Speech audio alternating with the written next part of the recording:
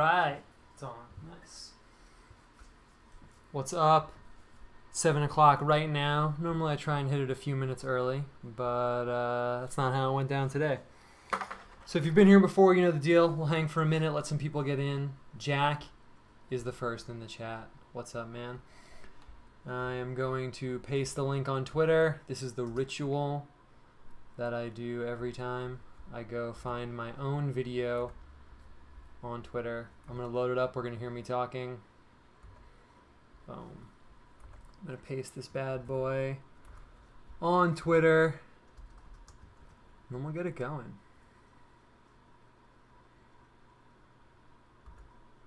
Boom. Posted. Can I see the chat? What is up? What's up, guys? How's it going? I am just going to tweak some last things here, and then we'll get this going.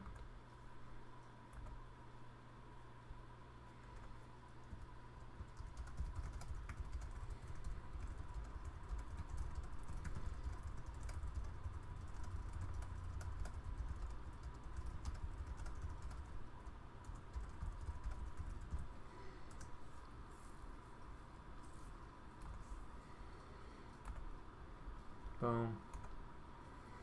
Yes, everyone's here. What's up?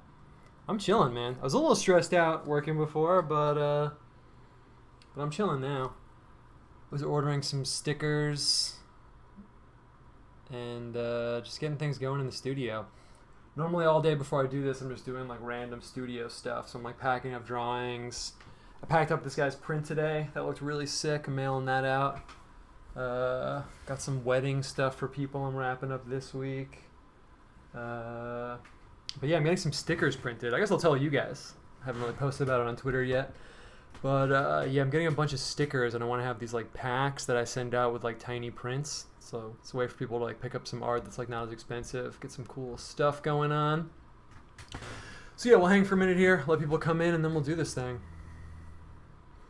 Well, there's a dabbing emoji. Catches me off guard every time. Yeah, when I post this on Twitter, I didn't want to use the word whore, but we're doing the Whore of Babylon this week, so that should be pretty chill. I am pretty stoked about that. How are you guys doing? This is like the most interaction I have with people all week usually. I'm usually just here in the studio working all week. And I see like my wife and my dog. And then that's been it for quarantine life. So we'll chill for like another minute or two, and then we'll get this going. Started a little late, but not a little late. Technically, I started exactly on time, but on time is late to me. What else do I got going on? What else has been going on? Oh, I made this comic yesterday. That's looking pretty sick. My plan kind of is, I'm still planning it actually, to drop a book that's like first year and a half of comics sometime like in the late fall, like before Christmas. So I was thinking about that, and I have enough like graphics and stuff like that all loaded up in the trebuchet that I'm waiting to unleash. So I decided to hit some more comics before I got that book together, and I made a whole comic yesterday. That was pretty good. Everything's going to shit in the world outside, but otherwise things are good. It's true. It's true. Oh, sick. You got the Ryan Landry book. Yeah, it's funny actually. Like, I mean, this is probably obvious for people, but like, I don't read in total all the books that I do covers for. Like, that would just be like way too much time. But I checked this out a little bit, and it seemed really cool. So actually, I'm excited to read it too, even though I did the cover. Hairy caveman arms. Yeah, people comment on my arms. It's virility. It's like that scene in The Simpsons where Lenny's like, "You're so virile," and Homer gets like creeped out. Otherwise, though, I'm stoked. I'm stoked to paint right now, honestly, because like I said, all day I'm just like boxing stuff up and like printing things out, and then the night comes and I'm ready to like hit the ground running. I think we'll do it a little bit different this week. But yeah, I kind of want to just hit the play button. We're on 4 minutes and 30 seconds. We'll wait 30 more seconds, and then we'll kick in to high gear. I got a cool book to show you guys. I posted it on Twitter like last year sometime, but I bet most of you guys didn't see it. So I'll show you guys this book, and then we'll dive in. Isidore's here. Everyone's here. The whole crew. All right, 7 seconds. Okay, you guys know everyone knows, everyone that's been here knows that I've been pushing the wrong button and the intro goes to black. But I think I got it right now. I'm going to push this button, and it's going to be the first time. I went back to edit the timestamps and all the video descriptions, and like every video for the last like 8 videos, it cuts to black. But I think I'm going to do it. You guys ready? Let's find out right now if this is the week we break the cycle right now.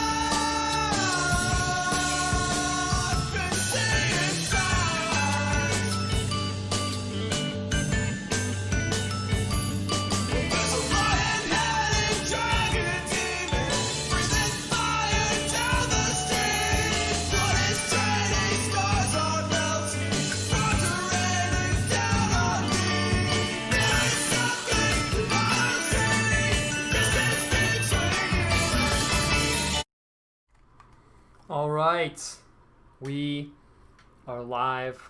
We are getting it going. How are you guys doing? I'm doing good. Not that anyone asked. Actually, a bunch of people asked me. I'm doing good, man. Yeah, everyone's stoked. We finally got the intro going on the button. We did it, Reddit. Good job, guys.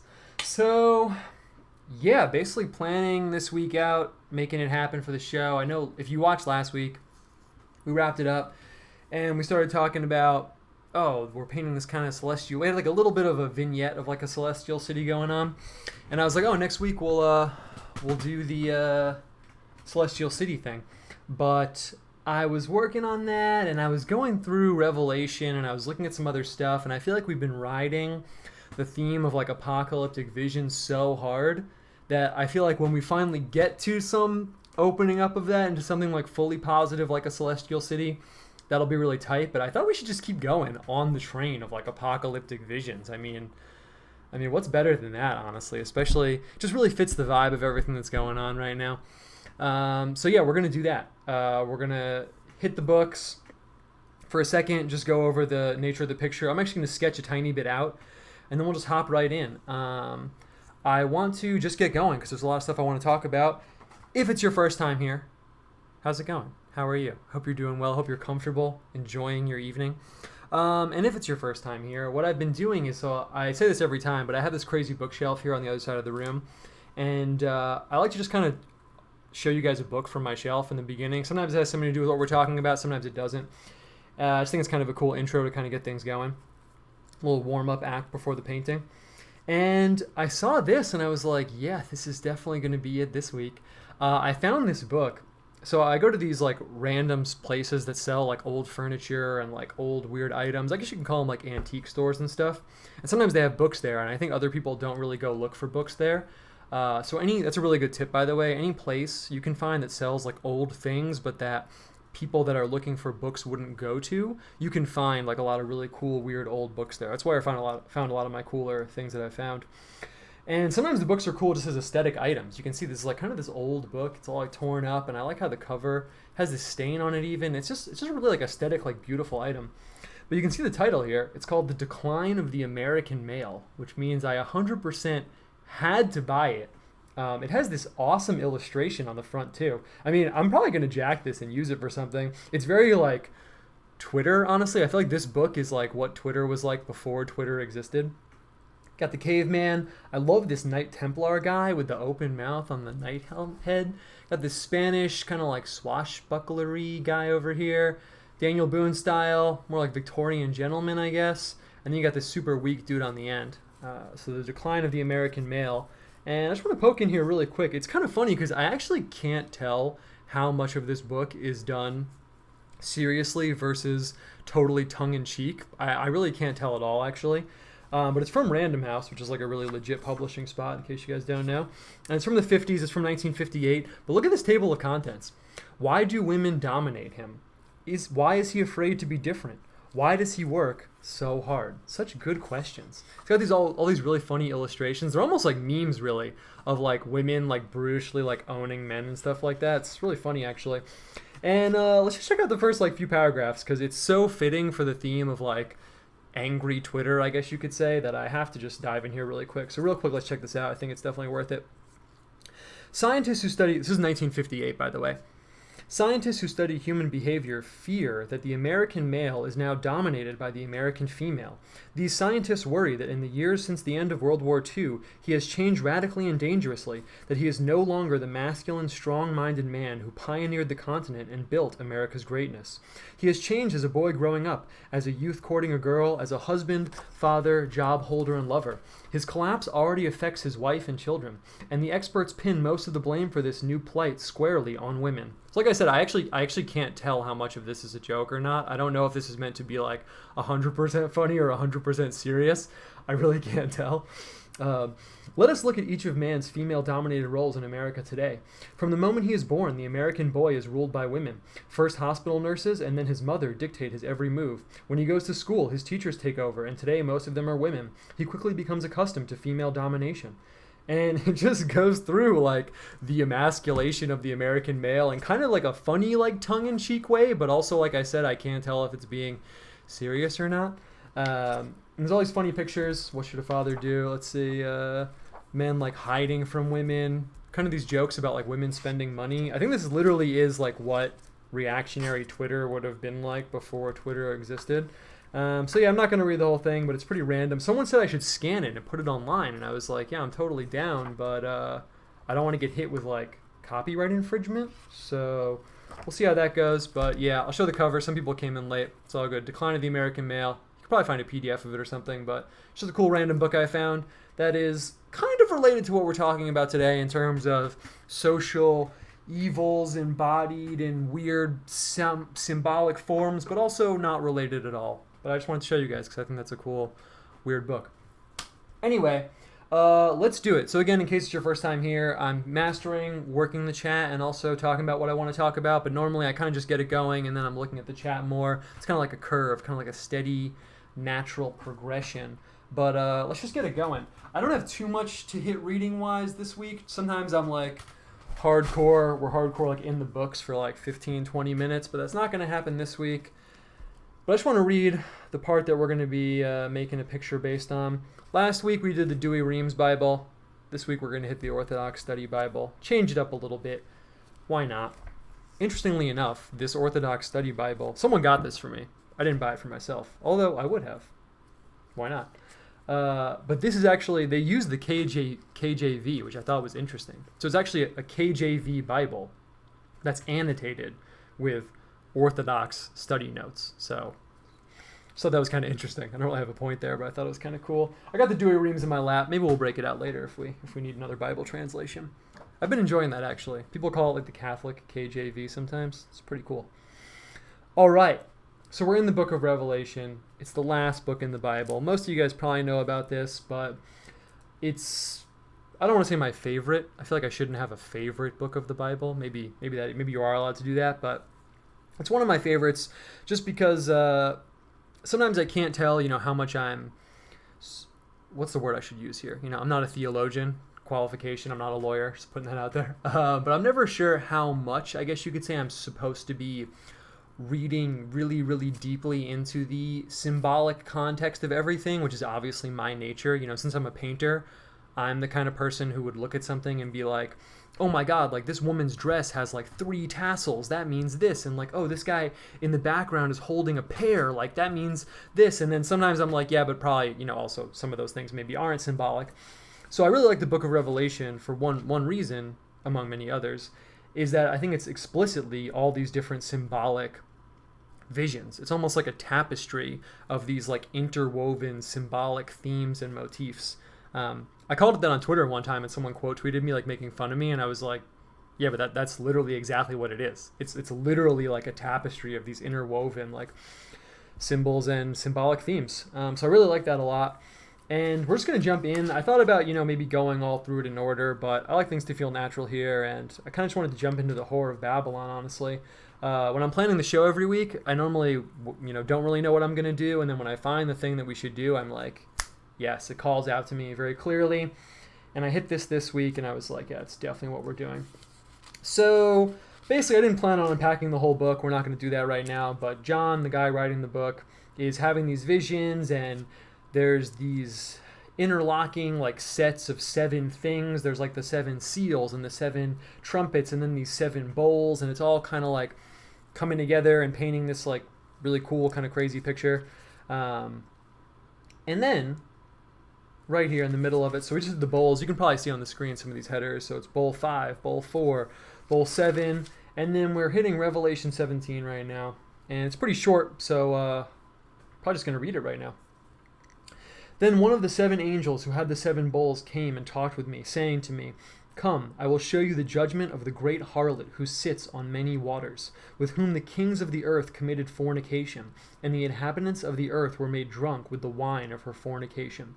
So I think I'm assuming some of you guys have read this before, probably a lot, probably most of you have, but I'm going to comment on a few things. I think that's kind of cool because one of the other symbols for Babylon that we kind of hit, I don't know if we hit it before or if we got adjacent to it before, was a cup that people drink from and become drunken. So I like this theme of like drunkenness kind of like running through and like intoxication. It's obviously something that intersects with my vibe, obviously. So he carried me away in the spirit into the wilderness, and I saw a woman sitting on a scarlet beast which was full of names of blasphemy, having 7 heads and 10 horns. So another thing that's cool here is that if you've been watching along, so we've hit all these different visions from the Bible, but we did 2 episodes back to back on Daniel, the 4 beasts in Daniel. So here, a lot of those things, I don't want to say they're from Daniel's vision, like as though he's intentionally taking them from there, but there's lots of parallels between the beasts in Daniel's vision and what we're seeing here. So it's kind of cool that we just did that and now we're over here. The woman was arrayed in purple and scarlet, and adorned with gold and precious stones and pearls, having in her hand a golden cup full of abominations and the filthiness of her fornication. And on her forehead a name was written, Mystery, Babylon the Great, the mother of harlots and of the abominations of the earth. I saw the woman drunk with the blood of the saints and with the blood of the martyrs of Jesus. And when I saw her, I marveled with great amazement. But the angel said to me, "Why did you marvel? I will tell you the mystery of the woman and of the beast that carries her, which has the 7 heads and the 10 horns. The beast that you saw was, and is not, and will ascend out of the bottomless pit and go to perdition." So mostly what we've just covered right there, that's actually really what we're going to be like drawing on, like to make this picture.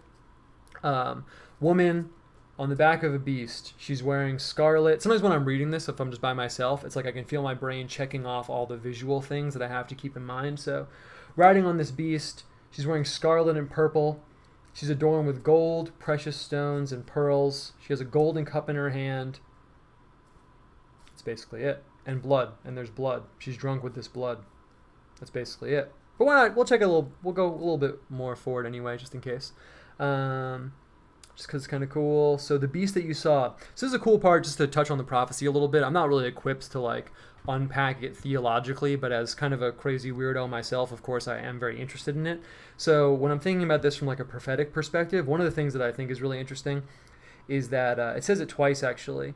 The beast was and is not, yet is. So it's kind of this thing that like was, and then it stops existing, and then it comes back into existing again. And when I'm checking in with the other crazy people online who are interested in prophecies and the apocalypse, I feel like that's often the thing that's touched on the most. There's obviously lots of theories about like what the beast in this story is. Probably the most common one is that it's like Rome, whether that's pagan Rome or if you are like not, if you're antithetical to the papacy and Catholicism, people say it's like, the papacy and stuff like that. I obviously don't subscribe to that view, but it is interesting to note in one of Luther's Bibles, there's a woodcut of the Whore of Babylon, and the beast is wearing like a papal tiara because for him, like the papacy was this like scourge and beast and stuff. I disavow. I do not endorse such a view. I'm only telling you guys the symbolic. contexts that people have put on this. But yeah, I feel like that's one aspect of it that people hit a lot when they're looking at this in like a prophetical, is that even a word, context. That it's something that existed, ceased existing, and then came back into existence. So we'll read just 17 and then we'll get onto the picture. Here in the mind which has wisdom, the 7 heads are 7 mountains on which the woman sits. There are also 7 kings. 5 have fallen, 1 is, and the other has not yet come. So these are things that get related then, if you're analyzing this in like a prophetic context, to particular places. Some of you guys probably know Rome is like a city on 7 hills. There's coins from Rome that show the city on like these 7 hills. It's like part of its, not to repeat myself, it's part of its like symbolic, nature. People talk about it that way, and in older books, you'll hear Rome described that way, the city of like the 7 hills. And there's kings and stuff like that, obviously. Says it again, the beast that was and is not is himself also the 8th and is of the 7th and is going to perdition. The 10 horns which you saw are 10 kings who have received no kingdom as yet, but they receive authority for 1 hour as kings with the beast. They are of one mind, and they will give their power and authority to the beast. These will make war with the Lamb, and the Lamb will overcome them. For he is Lord of lords and King of kings, and those who are with him are called, chosen, and faithful. Oh, and one last thing. So the waters, we'll probably paint some waters in too, so I feel like I should hit this also. And then we're done with Revelation 17, which is all we're focusing on. Then he said to me, the waters which you saw, where the harlot sits, are peoples, multitudes, nations, and tongues. And the 10 horns which you saw on the beast, these will hate the harlot, make her desolate and naked, eat her flesh, and burn her with fire. For God has put it into their hearts to fulfill his purpose, to be of one mind, and to give their kingdom to the beast, until the words of God are fulfilled. And the woman whom you saw is that great city which reigns over the kings of the earth. So, it's probably maybe my last little theological interjection here, but it's also something I just wanted to mention because something that I noticed naturally, like I didn't, plan on this being a theme, but as we've gone through all these visions and stuff and hit these parts of the Bible, there's this theme that I really, really, really like a lot, that is God using ungodly forces to enact his will in some way. So we started all the way back in the book of Numbers. So we started all the way back at the front of the Old Testament. In the book of Numbers, there was Balaam, the sorcerer, and even though he wasn't aligned with the Israelites, God used him for his own purposes. And it stuck out to me that he was going to these like pagan sites, but God was still like using him. So I thought that was really interesting. And I feel like that's kind of run through all these things that we've hit. Even, last week we looked at those like evil empires like Gog and Magog, and God using them to assail this city, even though they're ungodly forces. And here it is again, the God using these like kings and this like aspect of the beast to like assail the whore of Babylon. So I don't really have a point there, but I just thought it was really interesting to consider, and it kind of unlocked a little bit of like a theological aspect of seeing things that I hadn't really like thought about in such an explicated way, that God uses these like kind of ungodly forces to do his will. So that was really interesting. Anyway, that's Revelation 17. We could just hang out and read the Bible. That would be a really good time. But that is not why we're here today. And I want to hit one more thing real quick. And then we're done with the books. Sometimes I spread the books out, but I thought this would be worth it. Because in this book, so we hit this almost every time, the Book of Symbols. And then there's no more books after this. Then we're just going to be painting and stuff. Ooh, subway. The subway is where Satan lives. Oh, that's awesome. It's really dirty? That's so interesting.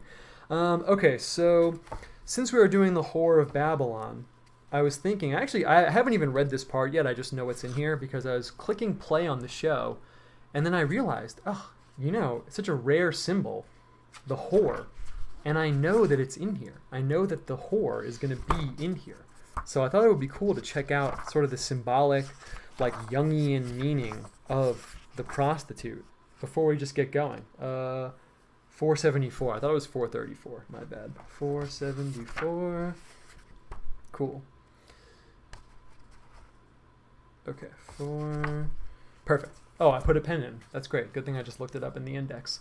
So let's just check this out really quick. Like I said, I haven't read this yet, but I thought it'd be cool. I mean, it's such a rare. I feel like when people think of symbols and archetypal symbolism, it's always things from like the natural world, like, oh yeah, birds, or what does a feather mean, or a shell, or things like that. But it's kind of rare to get to hit, things that are really of this nature through the lens of like archetypal symbolism. So let's check this out. This might be kind of sympathetic to the figure of the prostitute because this is a Jungian book. It's not a theological book. But let's see. Let's check it out. We'll read the beginning and the end. I'm not going to read this whole thing. Starts with a quote. All of a sudden, in the good-natured child, the woman stood revealed, a disturbing woman with all of the impulsive madness of her sex, opening the gates of the unknown world of desire. Nana was still smiling, but with the deadly smile of a man-eater. It's from a book called Nana, never heard of that, by Emily Zola. And there's a book from the Nag Hammadi Library, so I guess there's a quote from something Gnostic probably. I am the honored one and the scorned one. I am the whore and the holy one. Isn't that an Alanis Morissette song? She must have gotten it from there probably. Kind of a joke, but not really. All right, so let's read the beginning and the end and just see what this says.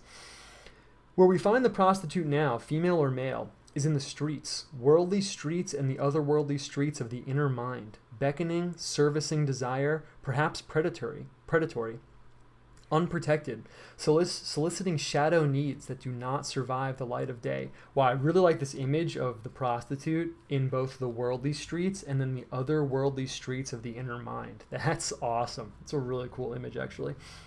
The ordinary profane prostitute is typically an outcast, punished throughout history by stoning, branding, imprisonment, or death, while her clients usually remain blameless. She is a source of shame and a source of salvation. As the whore with the heart of gold, she carries the taint of redeemable sinfulness. Or, like Mary Magdalene, is... kind of regret reading this now, but it's okay. Is saintly when she renounces her sexuality. Actually, that's true. It's not really where I thought that was going. By contrast, at least ideally, the sacred prostitute is a vital figure of religious cult and sacred initiation, who serves and incarnates an aspect of the great goddess of love. Ishtar, Aphrodite... Okay, I disavow, but that's interesting. And let's just jump to the end really quick. I thought this would take kind of like a positive view of the prostitute because it is a Jungian book and they kind of like get into that, but I thought it was worth checking out. Let's see, sacred... Still in the goddesses... Okay, here we go. The prostitute is a shadowy, liminal figure. Art and reality depict her standing under a streetlight, glimpsed in a window, worshipped in the holy temple. One meets her within oneself, outside of domestic roles and morals. She functions as the vessel of most intimate intercourse with the depths of desire, mediates the charged, sometimes dangerous longings of the soul as they come into the body in unfettered erotic electricity and attraction. Okay, that's enough of this. Oh, here we go. We'll read the end. The prostitute materializes destructively whenever we disregard our deepest values, passions, and gifts in exchange for momentary satisfaction, money, or power. That's what I'm looking for. Nice. So that's like a really like sort of the ultimate archetypal symbolism of like the prostitute and the whore for me. It was really phrased perfectly. What did it say? Disregarding our deepest values in exchange for momentary satisfaction. That's like to me what like the figure of like, you know, the whore really represents, honestly. So we're gonna jump into painting one, so I thought it'd be interesting to hit that. And that's basically it. That is basically it. So cool. Got some pictures here. Let's see what these pictures are and then we'll jump in. We're not gonna paint anything like this. There's some prostitutes, okay. What's this one, though? The woman at the window was a familiar motif associated with the goddess as a prostitute. Ishtar Kili. Ivory panel. Phoenician. 9th to 8th century BC. From Iraq. That's interesting. And this is something from British Columbia. Some Native American prostitute figure. It's really weird. Nice. Well, we've set the stage. We've seen what the Gnostics had to say about the whores. And now we're gonna draw one right now. Cool. I see the chat like popping off. So yeah, say this every week, but in case anyone's first time here, you have to put at Owen Cyclops like Isidore did over here. Otherwise, I'm not going to see it. Okay, so really quick, I just wanted to... We haven't really done this yet, but I wanted to just like see about sketching something out really quick. I haven't ever sketched anything out on the show. I kind of always just dive into the painting, but I thought it'd be cool to just lay it out a little bit. I want to see about doing something a little bit more graphic than we normally do. I'm still going to keep the kind of flavor we've been going with, but we've been really working with this like way of interacting with the materials and the picture plane that is very almost like manuscripty, and I want to take that energy, but I also want to pump it up with, like I just said, some like graphic energy, honestly. I'm also really going to try to pump up the, I don't want to say halo, but like the inverse halo situation. I want to kind of work with like the dark holy figure motif right now. Okay, so let's do this. So what I'm thinking, I'm just gonna like loosely sketch this out really quick. I kind of just want to have this like female figure, and she's wearing all this like really nice stuff. So I'm kind of thinking, yeah, this is gonna be perfect. We'll have it like this. I'm not gonna have her head this big, obviously. We'll kind of have her hair coming down like that. She'll be way smaller. Actually, maybe she won't. Let's see. I don't know. Let's see how it goes. And part of the other reason why I really wanted to do this was that I almost showed this picture on the stream, but I was like, man, I don't really want to like infect people with like that weirdness. But when I think of the Whore of Babylon, the first image I think of is this card from Aleister Crowley's tarot card deck. It's the Lust card. He has this card in his tarot deck that's called Lust, and it's the Whore of Babylon, but it's like a positive representation of her. And she's riding on the back of this figure. It's this woman like clothed in scarlet. And as I was reading all this, I was like, man, I kind of don't like that. That's like the first thing I think of when I think of this like biblical image. So also by doing this, I kind of wanted to just like reclaim it a little bit, I guess you could say. Kind of like cleanse my mind of that. Cool. Obviously you can see I'm doing this like super loose, but I just want to kind of like figure out what we're going to do. So I have this female figure. We're going to put her in some kind of like dress or something like that. We might even have it going off the bottom of the screen of the picture plane. Look at the heads going in here with the horns. Cool. So we'll see if we can pump up like the medieval graphic element. Maybe just like that. Maybe something like that would be perfect. All right, let's do it. The TikTok thought of Babylon. Yeah, my one-man crusade against having to watch videos of TikTok girls on Twitter. I just want to hang out with the guys and talk about cool stuff, and I have to see videos of TikTok girls. That's my life, guys. That's my life. I moved all the way out, thousands of miles away from an urban environment just so I could open my phone and see you guys posting girls on TikTok. The exact girls I intentionally left thousands of miles away, and I love it. It's great. So glad. I'm just dropping books on the table. I'm not throwing them around. Okay, so let's just do this. I'm trying to think right now in terms of her. We're going to start with her face, obviously. Nice. Fritz approves of the composition of the sketch. So you can probably hear the hesitancy in my voice a little bit because what I'm thinking is I kind of normally would make her skin like paper white, like hyper pale white. I am being sarcastic. I don't like seeing the TikTok girls, but it's cool. I just blocked the videos. Normally I would make the skin like paper white, but I'm not going to do that because A, we're painting on white, and also why not change it up a little bit. So I'm going to grab my palette knife over here. Use the bigger palette knife. And I got this color right here. This is Naples Yellow Light.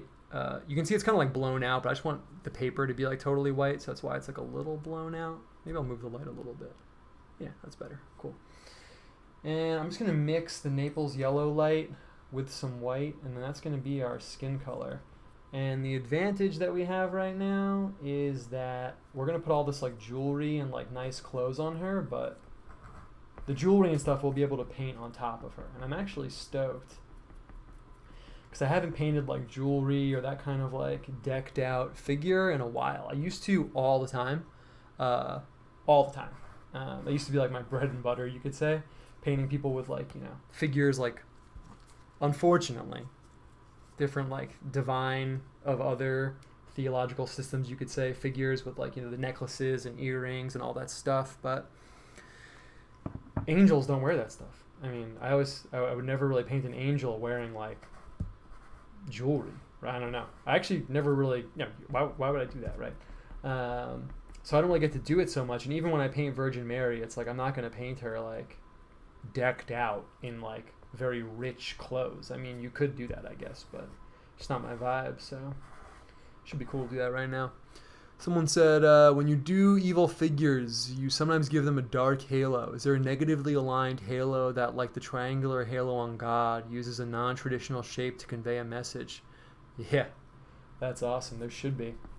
Yeah, I really do like using the dark halo. Sometimes I think of the halo, I mean, I know what it is. It's like, you know, a sphere of light, kind of. but sometimes I think of it as more of like a sphere of like the intelligence of that being, like radiating out this like energy and almost like warping like the space around it, you know. So for the more negative creatures, yeah, I do like using a dark halo, and that's definitely what we're going to do right now. In fact, one of the things I'm going to have to think about in literally 1 second, this color might be too dark. The paint's dry darker than they look, but we'll see. Also, I don't know how my voice sounds. I think it sounds good because I checked it before, but I am going to get a new mic, so next week it'll just be a little bit doper. But let's just get it going. So let's see, we're just going to throw down her hair. Might need to go a little bit darker, but we'll see. And I'm kind of going to use just the same arrangement that I just did. It's a little too blown out. Let's see. Yeah, there we go. There we go. Now we're talking. That looks way better. Cool. It's interesting doing the lighting for the show. I'm still mastering that, but I think it looks good right now. And I just want to use this kind of like graphic shape of the face. I don't want it to be like a portrait like of a particular person. I really want to land on that kind of like 400, 500 AD, where it's like a very like archetypal looking person. We're going to throw down the skin. Oh, it looks great on the screen. Nice. Perfect. So we'll throw this down. It might dry a little bit too dark, but we'll see how it goes. And right now I already have a... The audience wants to know if that paint tastes as good as it looks. Yo, actually I mentioned this when we first started looking at the paints way back, like many episodes ago, but that's kind of one way how you can tell if paint is good or not. If the paint's really good, it looks like you want to eat it. If you hang out with like a lot of oil painters, we would say that to each other all the time. Like it just looks so like delicious. Could I recommend a big book on medieval paintings? Not off the bat. Not off the bat. Maybe I'll look at my bookshelf when we wrap it up. But off the bat, no. I'll maybe in a minute I'll think of something. Okay, so I already have kind of like a design choice going on right now because my instinct is to give her. So I have a lot of like things going on in my mind right now. I like to like let you guys know what I'm thinking. So I want to give her black hair because I think this like straight black hair just like coming off and then I can kind of like taper it up would be really, really, really sick. And then it'll be the highest level of contrast between the black and between her skin. So your eye will be like drawn to her face. So I feel like that's a really good like design choice. And then if we paint in like the tiara and different jewels and stuff with the black hair, it'll look really tight. But the problem is that, like we just talked about, I want to give her the dark halo. So if I go with the black hair, I really can't use too dark of a halo. Then in my mind, what I'm thinking is that the skin is a really light value, the hair will be a really, really dark value. The only thing I could really do is get the halo in the middle. But I think I'm just going to go for it, honestly, because what other hair color am I going to give her? You know, I could give her like red hair, but then she's going to be wearing scarlet and purple. I mean, that could be kind of dope, but I'd kind of be worried her hair was going to get lost with like the clothes and everything. So I think we're just going to go with the black hair and see how it goes out. It would be kind of sick. I could give her like a red halo. I feel like red is going to be a very like symbolic theme in the picture. So could give her a red halo, like the straight up vermilion red. But let's see. Let's see how it goes. And yeah, people are talking about lead paint in the chat. You guys probably know, but that killed like a ton of people. It killed a ton of people. This paint would not be safe to eat. If you ate this paint, I would recommend immediately going to the hospital. Immediately. And yeah, you can see the skin dried a little bit darker. So you guys know this if you've been watching. But the binder in the glue, in the paint, is kind of like Elmer's glue, where you know you put it down and it's white, but then it dries and it's clear. So the colors dry a little bit darker than they do, but it's cool. We'll build up like the highlights on the face. They'll give us some room to work with. And I'm just gonna go hard on the hair right now. I'm gonna have it like tuck around and come straight down. Yeah, and we'll have it actually come in a little bit like that. That looks dope. I don't know what she's going to be doing with her other hand. I want her to be like holding something, but in the text, it doesn't really say what she's holding. So we could just give her like a hand covered in blood. That would actually be really cool. And I'm just going to throw down this hair. It doesn't explicitly say she's wearing a tiara in the text, so we could get away with that one way or the other. We could do one of these cool... See, I never get to use certain motifs, but sometimes you can put in like just little dots, like it's almost like a very, very thin, like jeweled tiara instead of like a crown. So maybe we'll do that. We'll cut in here a little bit.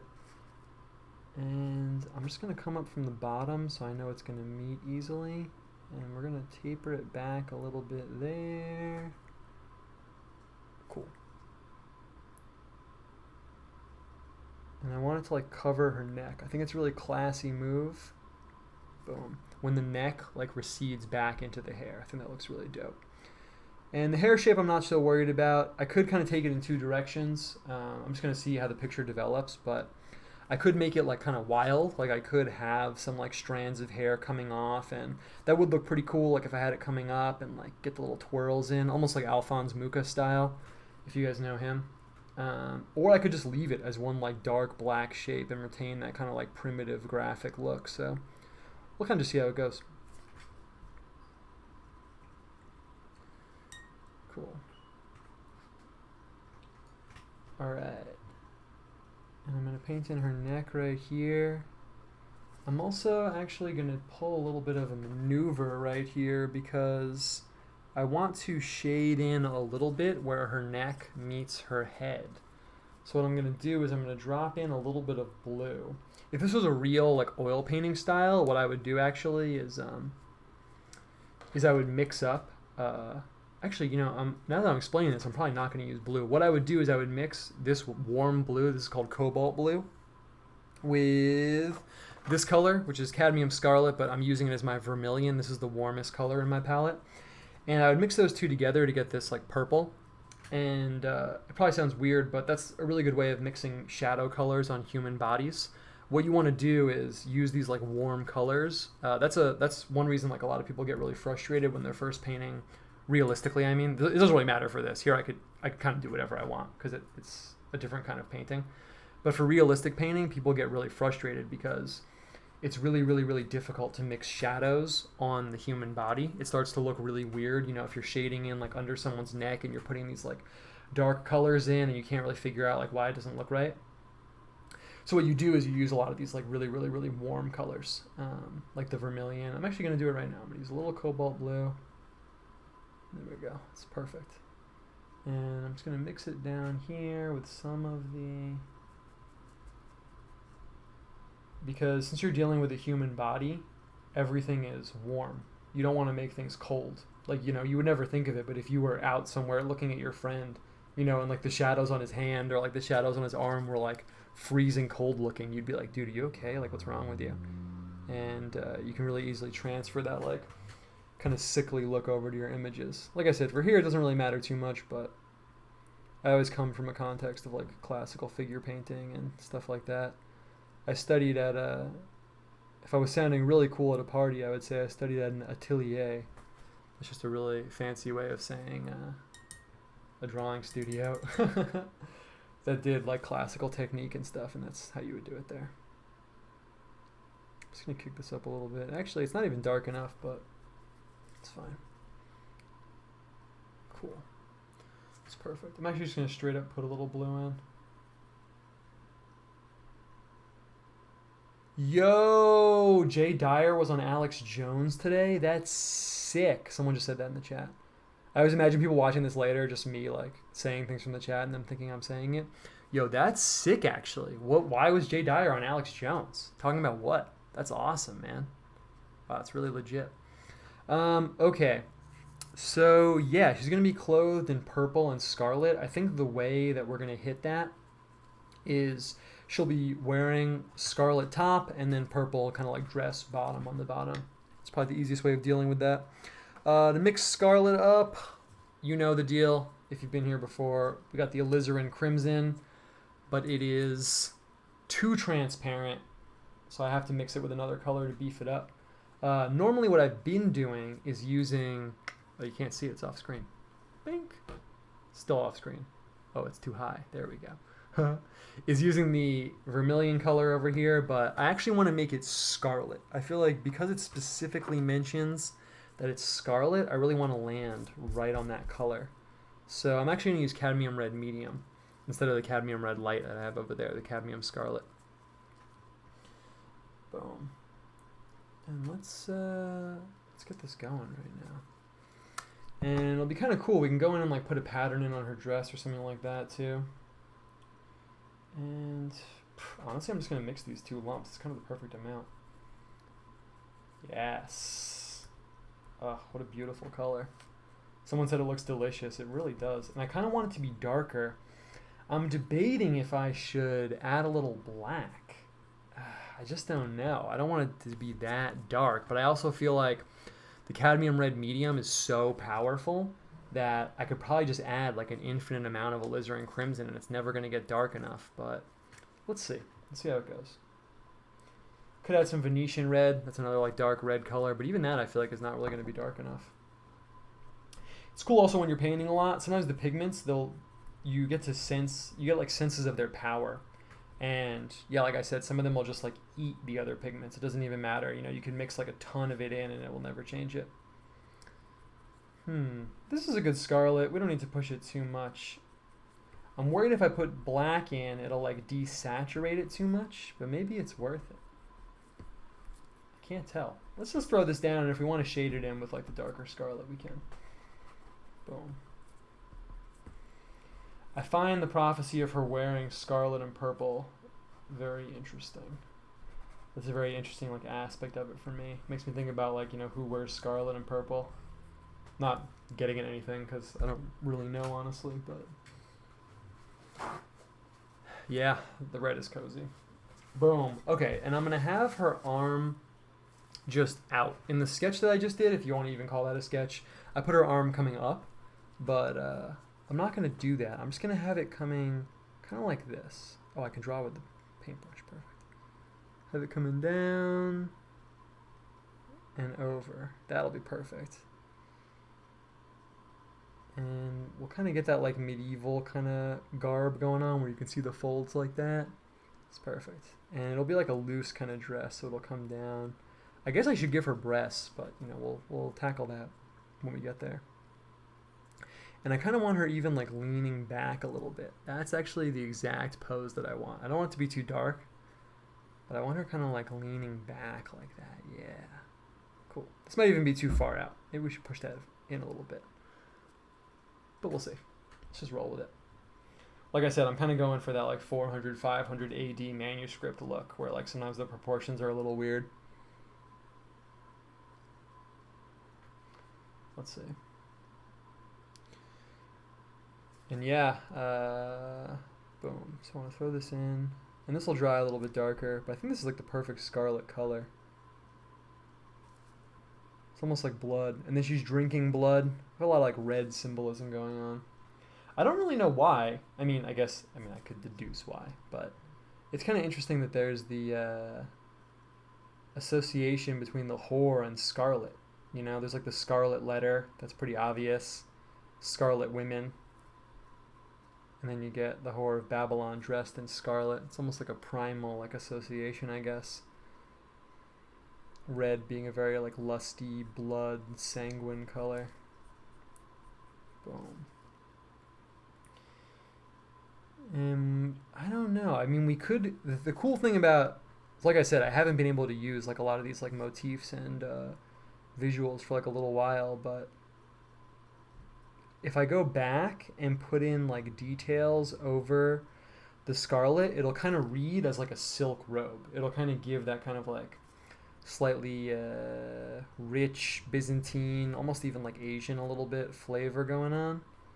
And it'll read like some like very rich cloth if I go back in and put in like a few details. Red light district, yeah, true. That was like one of the first times in my life that I was ever like confronted with. I don't really know how I feel about these like really fat folds. I might go back in and smooth it out. But that was one of my first times that I ever was like really ever disillusioned by something. Not that I expected anything crazy, but it's kind of a funny story. I went to Amsterdam and I was really young. I was like 14 maybe. you know, and I would never, you know, engage with like the women of the red light district, but you're going around sightseeing, and I was like, oh yeah, we're gonna go see it, like totally. And when I went there, I just remember this very tangible feeling of like, oh, this is actually like really sad. I mean, I'm laughing now, but like seeing these women like in these like glass cages, and they're like looking at you and like calling you over like with their finger. And I just remember very well the feeling of like, oh, I didn't really imagine it being this depressing. Maybe that set me up for like the rest of my life. Okay. Cool. And I kind of just want it to come down a little bit like that. Perfect. And then it'll kind of, maybe I should just put it in right now, but it'll kind of cut off. My plan is it'll cut off like this. Yeah, this is looking pretty cool. Okay, it'll cut off like that. We'll get her hand somewhere in here. She'll be holding, like, I don't know. I could have her holding like a drop of blood if I want to make it like classic Owen painting style, or I don't know. She could be holding a city. That would be kind of cool, kind of meta, because she like represents a city. Maybe she's holding like a building or something. But I want her kind of like leaning back like this, and then what I'm going to do is have the dress just like spilling out. So you won't see her legs even, obviously. And then she'll be sitting on the beast. I could have pushed her back a little bit, but I didn't. So what are you going to do? All of a sudden the neck just popped, I guess in contrast to the scarlet robe. But the shading difference between the face and the neck is just perfect. Word? Thanks, man. Yeah, exactly. That's the other thing is like when you're painting, the colors are always like contextual. I mean, I say this like every week, but you guys have definitely seen those illusions where, you know, it's like, oh my god, you'll never guess, like these two squares are actually the same color. But like I have to keep that effect in mind while I'm painting. So like sometimes I'll put something down and be like, it's not really dark enough, it's not really light enough. But I have to see what it's going to look like in the context of the whole thing. Okay, so now I'm going to drop in the halo. I'm feeling like the momentum of just throwing down like the fat colors. And I'm going to throw it in. I actually want a little bit of red on my brush. Cool. So I'm going to throw it in like this. Boom. Sometimes when you combine the like close cropped, like so the halo is like coming out of the picture. When you get the close cropped thing, but you also still have the really like simplified forms and very like painted, illustrative kind of elements. To me, it starts to read like one of those little illuminated manuscript illustrations. Like, you know, one of those tiny illustrations that's like shoved off in the corner of some like ancient manuscript or something. Maybe not even ancient, you know, could be 12, 13, 1400s, whatever. But you start to get that kind of feel, and I think that's really cool. We could even play with that and put in like a border if we plow ahead very quickly. And I'm already turning the palette. We're laying down some fat areas of color. So yeah, what I'm thinking for the halo is we talked about the black halo. We got kind of psyched about that, but I don't know. Well, obviously I can't use black because I made the hair black. What I'm thinking is that I could use indigo, which is like the darkest blue. And what I could do, I'm probably not going to do this, but I could have it fade like watercolor out from the dark blue into like, it doesn't get light, but it gets kind of like washed a little bit out. Actually, I have a piece of paper right here. I'll show you guys. So before the show, I checked to make sure there's no glare, because this is season 2 professional style. And I use this piece of paper that I just throw down the indigo on. So you can see it goes from pretty dark and then it kind of washes out, but I don't really want to do that. I don't really want to like cool out the color scheme. We're going to have a lot of like these bright, warm colors. But I don't want to do that. So I'm kind of thinking of just throwing down the scarlet. I mean, this is cadmium scarlet. I feel like the contrast between it will be good enough. I could also use orange. That is kind of cool too. I'm really torn between the scarlet and the orange. If I use the orange, then I can use this scarlet to embellish her clothes. Of course, I could do that too if I use the scarlet halo. Let's see. I think maybe the cadmium orange might be the way to go. Because it is a very, very like red orange. My intuition is telling me to do that. I think we should do that. It's kind of like a darker halo. I'm just looking at the palette right now that I have behind me. I got browns, and we're not going to make it brown, obviously. Blue is kind of like capitalized by Virgin Mary too much. That's like a positive color to me. Green, this is obviously not the move. Yellow, that's too much like a light halo. Pink, that's not the vibe we're going for. I feel like we're going to lock it in. With the OJ. Yeah, someone said the dark indigo with red trim. That would be dope, but the thing is, I am worried it's going to look too much like the hair. I'm worried it's going to be too dark with the hair. And I don't want things to get like too muddy. Since I'm pushing the graphic element, I kind of want it to be like as crisp as possible. Purple's a color associated with royalty because of how hard it was to get. It was a super expensive dye. Thus, it's the color of real kings and royal pretenders. Yeah, that's true. You guys have probably heard the stories of like Phoenicians going around and like they're the only ones that could have like the purple dye and stuff like that. I heard this really cool story. I actually don't know if it's true, because I'm a very like, mythological person and like questioning academic authority anyway. I heard this story, and I have no idea if it's true or not, but it's a cool story, so who cares? That what the Phoenicians would do is that, what I meant by that little aside is like, even when I go back and read like history stories from like 500 BC or 500 AD, I'm like, yeah, well, is this true? Who knows? So I kind of just view it all as like stories anyway. But I heard this story that what the Phoenicians would do is that since they were the only ones that could get this purple dye from, I think it originally comes from some kind of like seashell, some kind of like, don't quote me on that, but I think they were getting it from some kind of like water creature actually. They would dye the sails of their ships purple. And because of that, they could just roll into like any port. And even if there were like battles and stuff going on, they could just roll past the battles because no one would attack their ships because everyone wanted this like purple dye. Like I said, I don't know if that's true, but I think that's a really cool image and story. Okay, so I'm going to come in and just give her the cut right here. I saw someone in the chat mention chick tracks. It's actually funny because I was thinking about trying to print up some tracks like chick track style.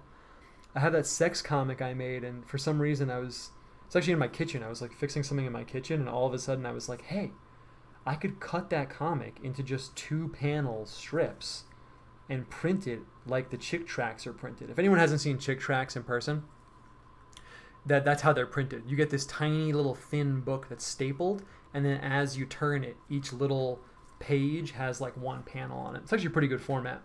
I imagine you can print them pretty cheaply. And I was like, hey, I could print the sex comic like that, and I might do it. That'd be pretty cool. I have read. I obviously, maybe it's not obvious for everyone, I don't have the same view as the guy that made chick tracks. I mean, that should be pretty obvious.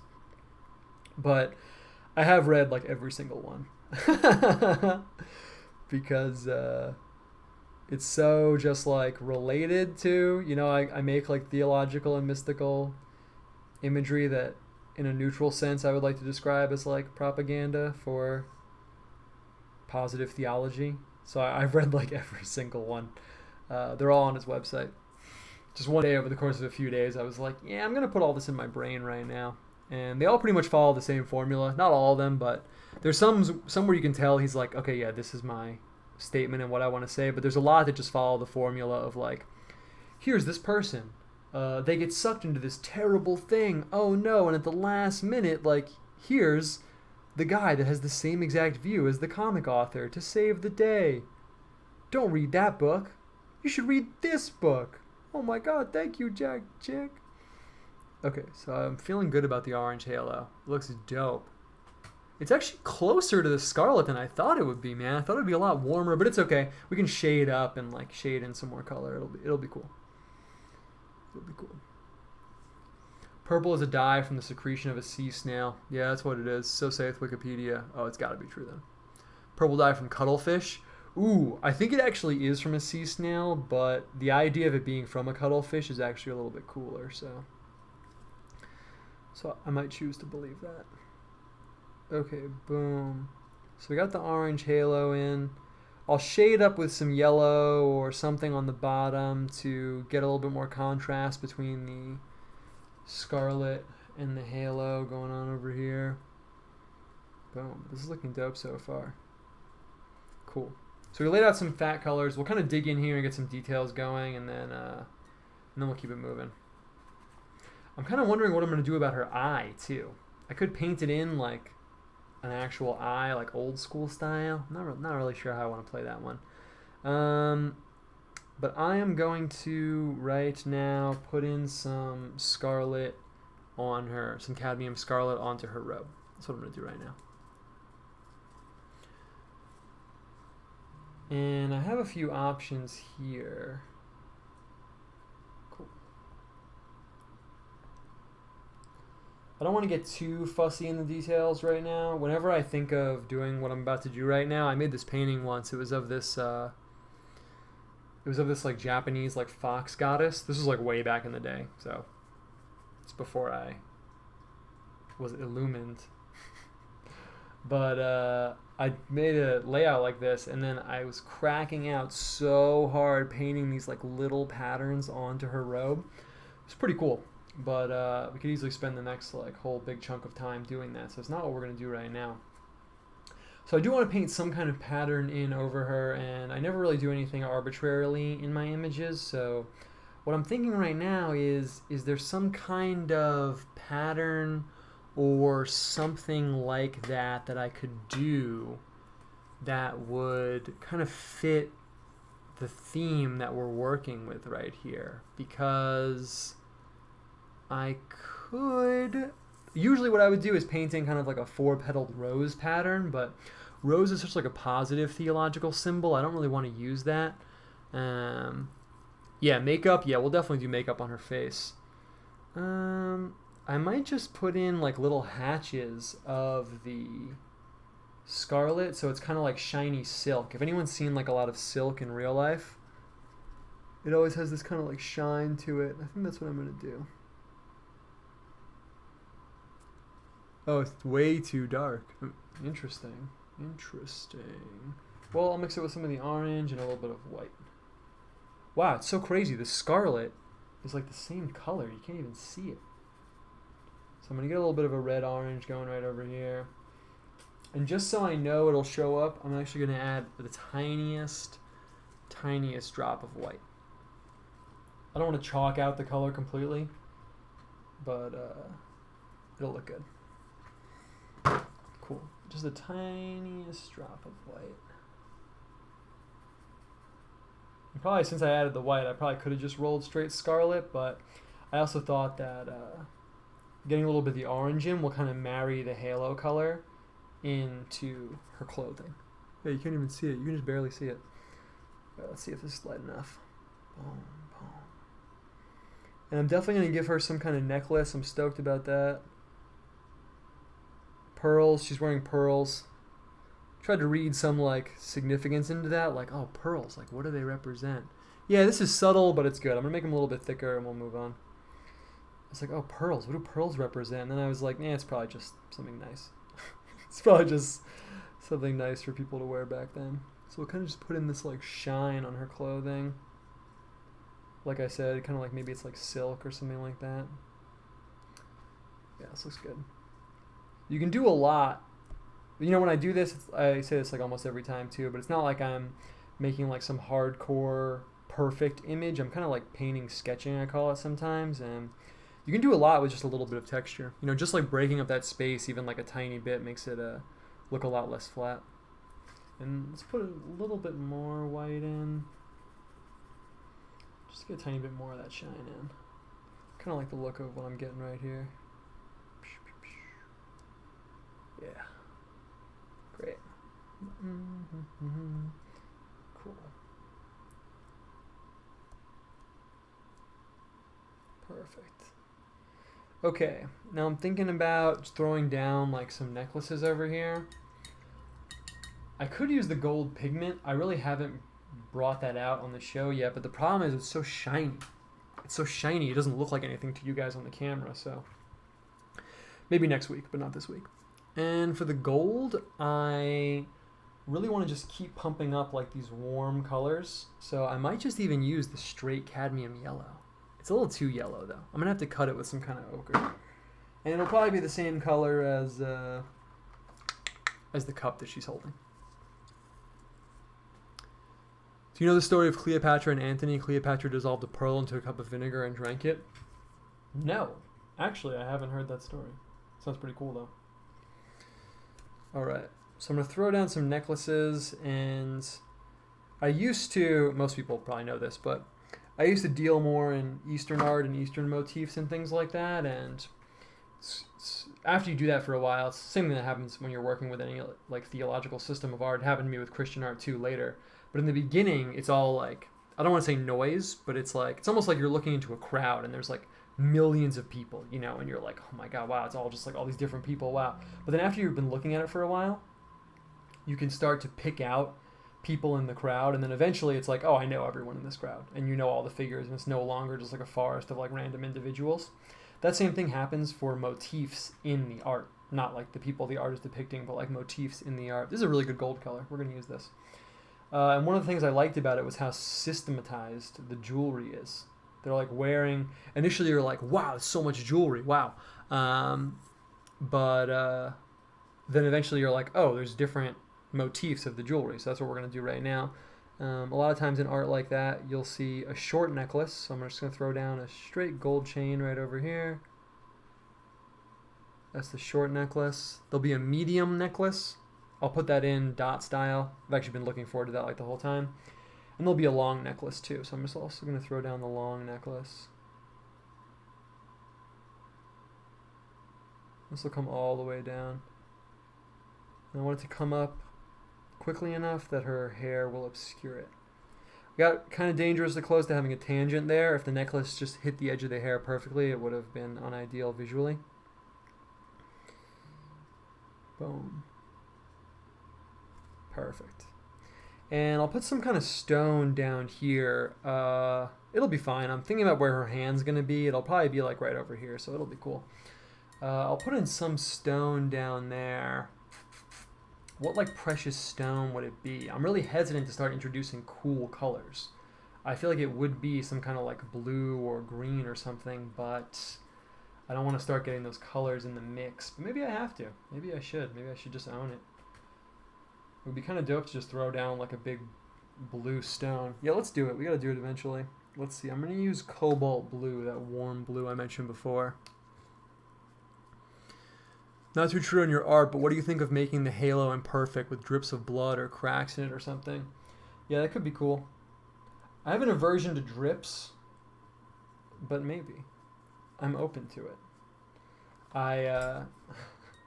It's really funny. If this guy hears this story, he's 100% going to know it's me, but I guess he would know it's me anyway. But I used to work with this other artist, and we did a few projects together, and we painted this big canvas for this, like, I mean, it doesn't really matter. No one's going to remember this. It was for like this like hotel kind of situation, kind of put it that way. So we painted this huge canvas, right? And we're using this paint, and the paint was like kind of drippy. And I was like, oh, dude, like let's make it drippy. Like let's just have all these drips going on with the thing you're painting and the thing I'm painting. And he looked at me, and he's like, nah, dude. He's like, we're better than that. He was like, we're not going to use drips. And just the way he said it was like. So he was like, that's so cliche, man. He was like, no, we're not going to do that. And just like the way he said it, like always stuck with me. This is totally different because I would be painting in drips. It's not like you're painting on a canvas and letting it be drippy, but I always remember that whenever I'm painting on a canvas, and it, like, not anymore, but back then. And if like the paint would drip, I would just hear his voice being like, we're better than that, man. We're not going to do that. We don't need to use drips. So funny. Okay. Nice detour down memory lane. Okay, so I'm going to throw in this blue stone. And I think I'm going to throw in her necklace as alternating white pearls and something else. One thing I do when I paint in precious stones is that I actually think of what stone it is. I don't just use just like random colors. So I'm going to paint in, this is going to be like a beryl, like a blue beryl. Really, if it was a blue beryl, oh man, that color is perfect. Nice. It could be lapis lazuli or something, but I think about the actual stones that I'm putting in. I don't just drop in like random stuff and like hope it looks good. Yeah, that's exactly the look I was going for. That's awesome. Oh, yes. For the medium length necklace right now, I could do one of two things. So what looks really dope, I kind of want to do it, but I don't know if I should. Wait, do I have the autofocus on? Let me just make sure I don't have autofocus on really quick. Can't tell if it's my eyes or not. Really quick intermission. Just gonna check. I do not. Okay, good. Good. Let me just reconfigure the squares. So what I could do is I have kind of like two options. Perfect. Sorry for that detour. I just wanted to make sure it wasn't like going in and out of focus for you guys. What looks really dope is if you put in the little stones. So what I would do is like have a color and go bing, bing, bing, bing, bing, bing, and have like every like 5 stones one color and come in and do it again. So you end up with this necklace that's almost like radiant, like all these different colors. I don't really want to do that, not because of time. I mean, it would be cool, but I just don't want to draw that much attention to it. So what I'm going to do instead, I'm going to do kind of like a toned down version of that. I'm going to grab a bunch of the blue. I'll make this blue a little bit lighter. Why not? Cool. A little red on there, but it's okay. Perfect. This is perfect. Okay. Okay, nice. We got some questions. It's about that time. We're like an hour in. Start taking some questions, talk about other stuff. I'll talk more about the horror motif, but I'm kind of enjoying just talking about the actual painting of it. Sometimes when I'm talking to you guys, I get so into like what everything represents and like trying to like go deeper into the symbolism. I don't actually talk about like the painting aspect of it. So, okay, so I'm gonna throw in. So it's like she has this necklace of these different stones like strung together. Now, normally what I would have done is painted the string in first. It's like you paint the string in and then you go in and paint all the pearls on top of it, but I didn't do that, so whatever. And we'll see if I pay for that. But also, like I said, I'm going for that 400, 500 AD painting style anyway. So cool. So we got those blue stones. I'm going to put in white. I'll probably put in green, and then maybe I'll even put in like amethyst. Amethyst is one of my favorite stones to deploy in something like this because I like that icy purple flavor, honestly. Icy purple, that really light, like cold purple, is one of my favorite colors to rock. Francis J. said, me and my boyfriend watch your streams and I paint with you. Thank you. Wow. It's so epically rewarding and wholesome. Thank you. Alright, so I'm going to throw in these pearls. I'm just going to leave them straight white. I'm trying to, you can probably see that I'm really trying to get all the blue off of this. Can someone teach me how to tag him in comments? You did it. You did it. Francis J, you did it. The Addo and Cyclops you used worked. Someone said, what is your take on yoga? I have a close friend who's steeped in that world and they just can't seem to see the light. Interesting. Yoga is interesting. Honestly, I'm a little less hardcore than some other people. My view on it is basically like, it's kind of like a lot of things from, I guess you could say like outside the Christian world. Kind of put it that way, I guess. It's kind of like, is there something inherently wrong? Oh, got these fat pearls. Nice. Fat pearl alert. Is there? I should have used a smaller brush, but whatever. Is there something like inherently wrong with like exercising in that way and like using your body in this way and like doing these poses and stuff? No, I don't think so. But is yoga often used as like a gateway for like white people Hinduism and like, you know, very new age stuff? I mean, yeah, duh, obviously. So it's pretty difficult to like pin down. And it really affects each person. Like, I don't want to say it affects each person differently. I guess what I mean is like, you know, I have a female cousin that like goes to like do yoga, right? But she's kind of a normie, just to be honest with you guys. She's kind of a normie. So it hasn't affected her like view of life at all, honestly.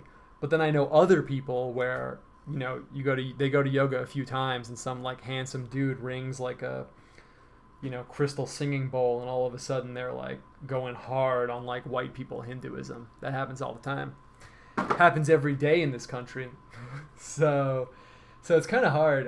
If you're asking me how to like talk to your friend, which I don't think you really were, maybe you were. I'm going to throw down these yellow stones too. I think this will be cool. I'm not going to get the icy purple in. I think it'll upset the color scheme too much. If you're asking me to talk to your friend, whether or not it's true, they're probably going to think you're kind of crazy if you come at it from the perspective of like, yo, it's demonic. I'm not even saying that there aren't aspects of it that are. I'm not making any like call. I'm not even saying it's not, you know, I'm not saying anything, but they'll probably think you're a little crazy, which I think is unproductive. So yeah, I mean, you could probably just focus on like, you know, I don't think a lot of people are really equipped to like push back on like what you're probably responding to is like the new age stuff that you see present in it, but I mean, we could talk about it, but I would focus more on like, you know, the like subsidiary aspects of it that you're responding to rather than like the thing itself, because I think if someone's like doing yoga and they're like, wow, it's really like helping me out and it's really awesome, they're just totally going to dismiss like what you're saying if you like attack it from that angle, whether or not it's valid or not. So I try and focus on like what's efficacious rather than like what's real, because in certain situations. Okay, I need one more color on this necklace, and I kind of want to use a green. I think we're going to do it. I might just drop the straight sap green. I don't know. The color scheme is looking so dope. I wussed out. We're not going to do it. I'm going to use ultramarine blue instead. I wussed out. But I think it's good. Sometimes it's good to be reasonably scared. I was a little worried about getting that green in there, honestly. And I think this dark blue might make it so there's not as much of a intense contrast between the hair and everything else, so it'll be good. All right, what else is going down in the chat? If you're on the phone and it doesn't autocomplete, just type, oh, perfect. Oh, yeah, you can just type Owen Cyclops. Oh, that works too. Yeah, what AK Cath did, that worked also, actually. I didn't know that. Boom. Nice. Yeah, someone said painting helps with like anxiety and stuff like that. Yeah, it totally does, for real. It really does. I often tell people that. Also, you know, yeah, if anyone has been watching this and they're like, oh, I can't paint, but like, you know, it seems cool, but like I can't do it. I mean, like one of the main reasons why I did this, I didn't start doing the show so I could be like, oh, I want people to know how brilliant I am and all the deep things I think about archetypal symbolism in the Bible. Like, it really was not my motivation, obviously. I kind of just wanted to talk more about like the creative process and make people feel like they could get into it. You know, even if you're just doodling with like a ballpoint pen or something. That was really the whole impetus behind starting this whole thing, was getting more people to, you know, just think about their own like creative process or take it up or whatever. I think also, you know, this fits with what we're painting right now, but society, things like that are so crazy. It's good to have things in your life that can't become inverted. I really like the word inverted for that, you know. Things are so, just inverted is such a good word for it. You know, everything is like upside down and emperor's new clothes, and you're kind of forced to like pretend that like black is white and like up is down all the time, right? And I think having things in your life that can never become inverted like that are really good. I think it's one thing that we get out of animals a lot, you know. Like I have my dog and I'm laying in bed with my dog, and it's like no matter what, my dog is never going to become divorced from like what is frankly like the theological and like natural order of the universe. Like no one could ever usher my dog into like this upside down, like really sick like way of like viewing life, and there's something like really like redemptive and like comforting about that. But painting's like that too, man, or music or anything, whatever. Well, depends on what kind of music you're doing. Depends on what kind of painting you're doing too, actually. But you know, yeah, even just laying down color, like we always, not we, I guess I shouldn't speak for everyone, but like people online, I'll say, you know, we see like abstract painting and we're like, oh my god, abstract painting, like, oh yeah, and like, yeah, I know, I really don't like a lot of like modern abstract art and stuff like that, but honestly, even just, you know, laying down some color feels really good, man. Like right now over here on my palette, just laying down this blue, oh, just looking at it is like so pleasing. It's so pleasing, it's so nice. So yeah. Nice. I'm feeling this necklace. That is the exact effect I was going for right there. It's the exact effect I was going for. It also just feels really good, you know. I use this phrase a lot, but like our lives are governed by all these like unseen forces. Unseen forces could be like, you know, theological forces, or it could just be like getting bills from like some weird building you're like never going to go to or see. But just like little tangible things, like I wanted to make the necklace look that way, and I did, and like it feels really good. I think it goes a long way to like just keeping you happy, making people happy. All right, nice little motivational speech. Good job. Is that what you guys came for? End of stream. Okay, so I want to quickly do her face and like get this moving. The streams have been going a little long. I don't mind it at all, but it's more just like I want to know how it's going time-wise, so let's keep it moving a little bit. I'm going to throw in some jewelry on her ear. I'm just going to quickly throw in like a fat hoop earring. Boom. Yes. Okay, I'll take that. And I'm actually going to put also like a, what is this called? Like an earlet. I don't know what any girl's clothing is called, but girls will know. And I'm also going to put in a, I know what this is called. It's called a tragus piercing. The little, sometimes like punk girls will get that little piece of their ear pierced, that little pokey part out in the front. It's pretty rare now actually, but it used to be a lot more common. And I like how that looks. Okay, eye-wise, you know, it almost felt like a cop-out, but I kind of want to do it. I kind of want to give her like the closed eye because she is not an illumined person.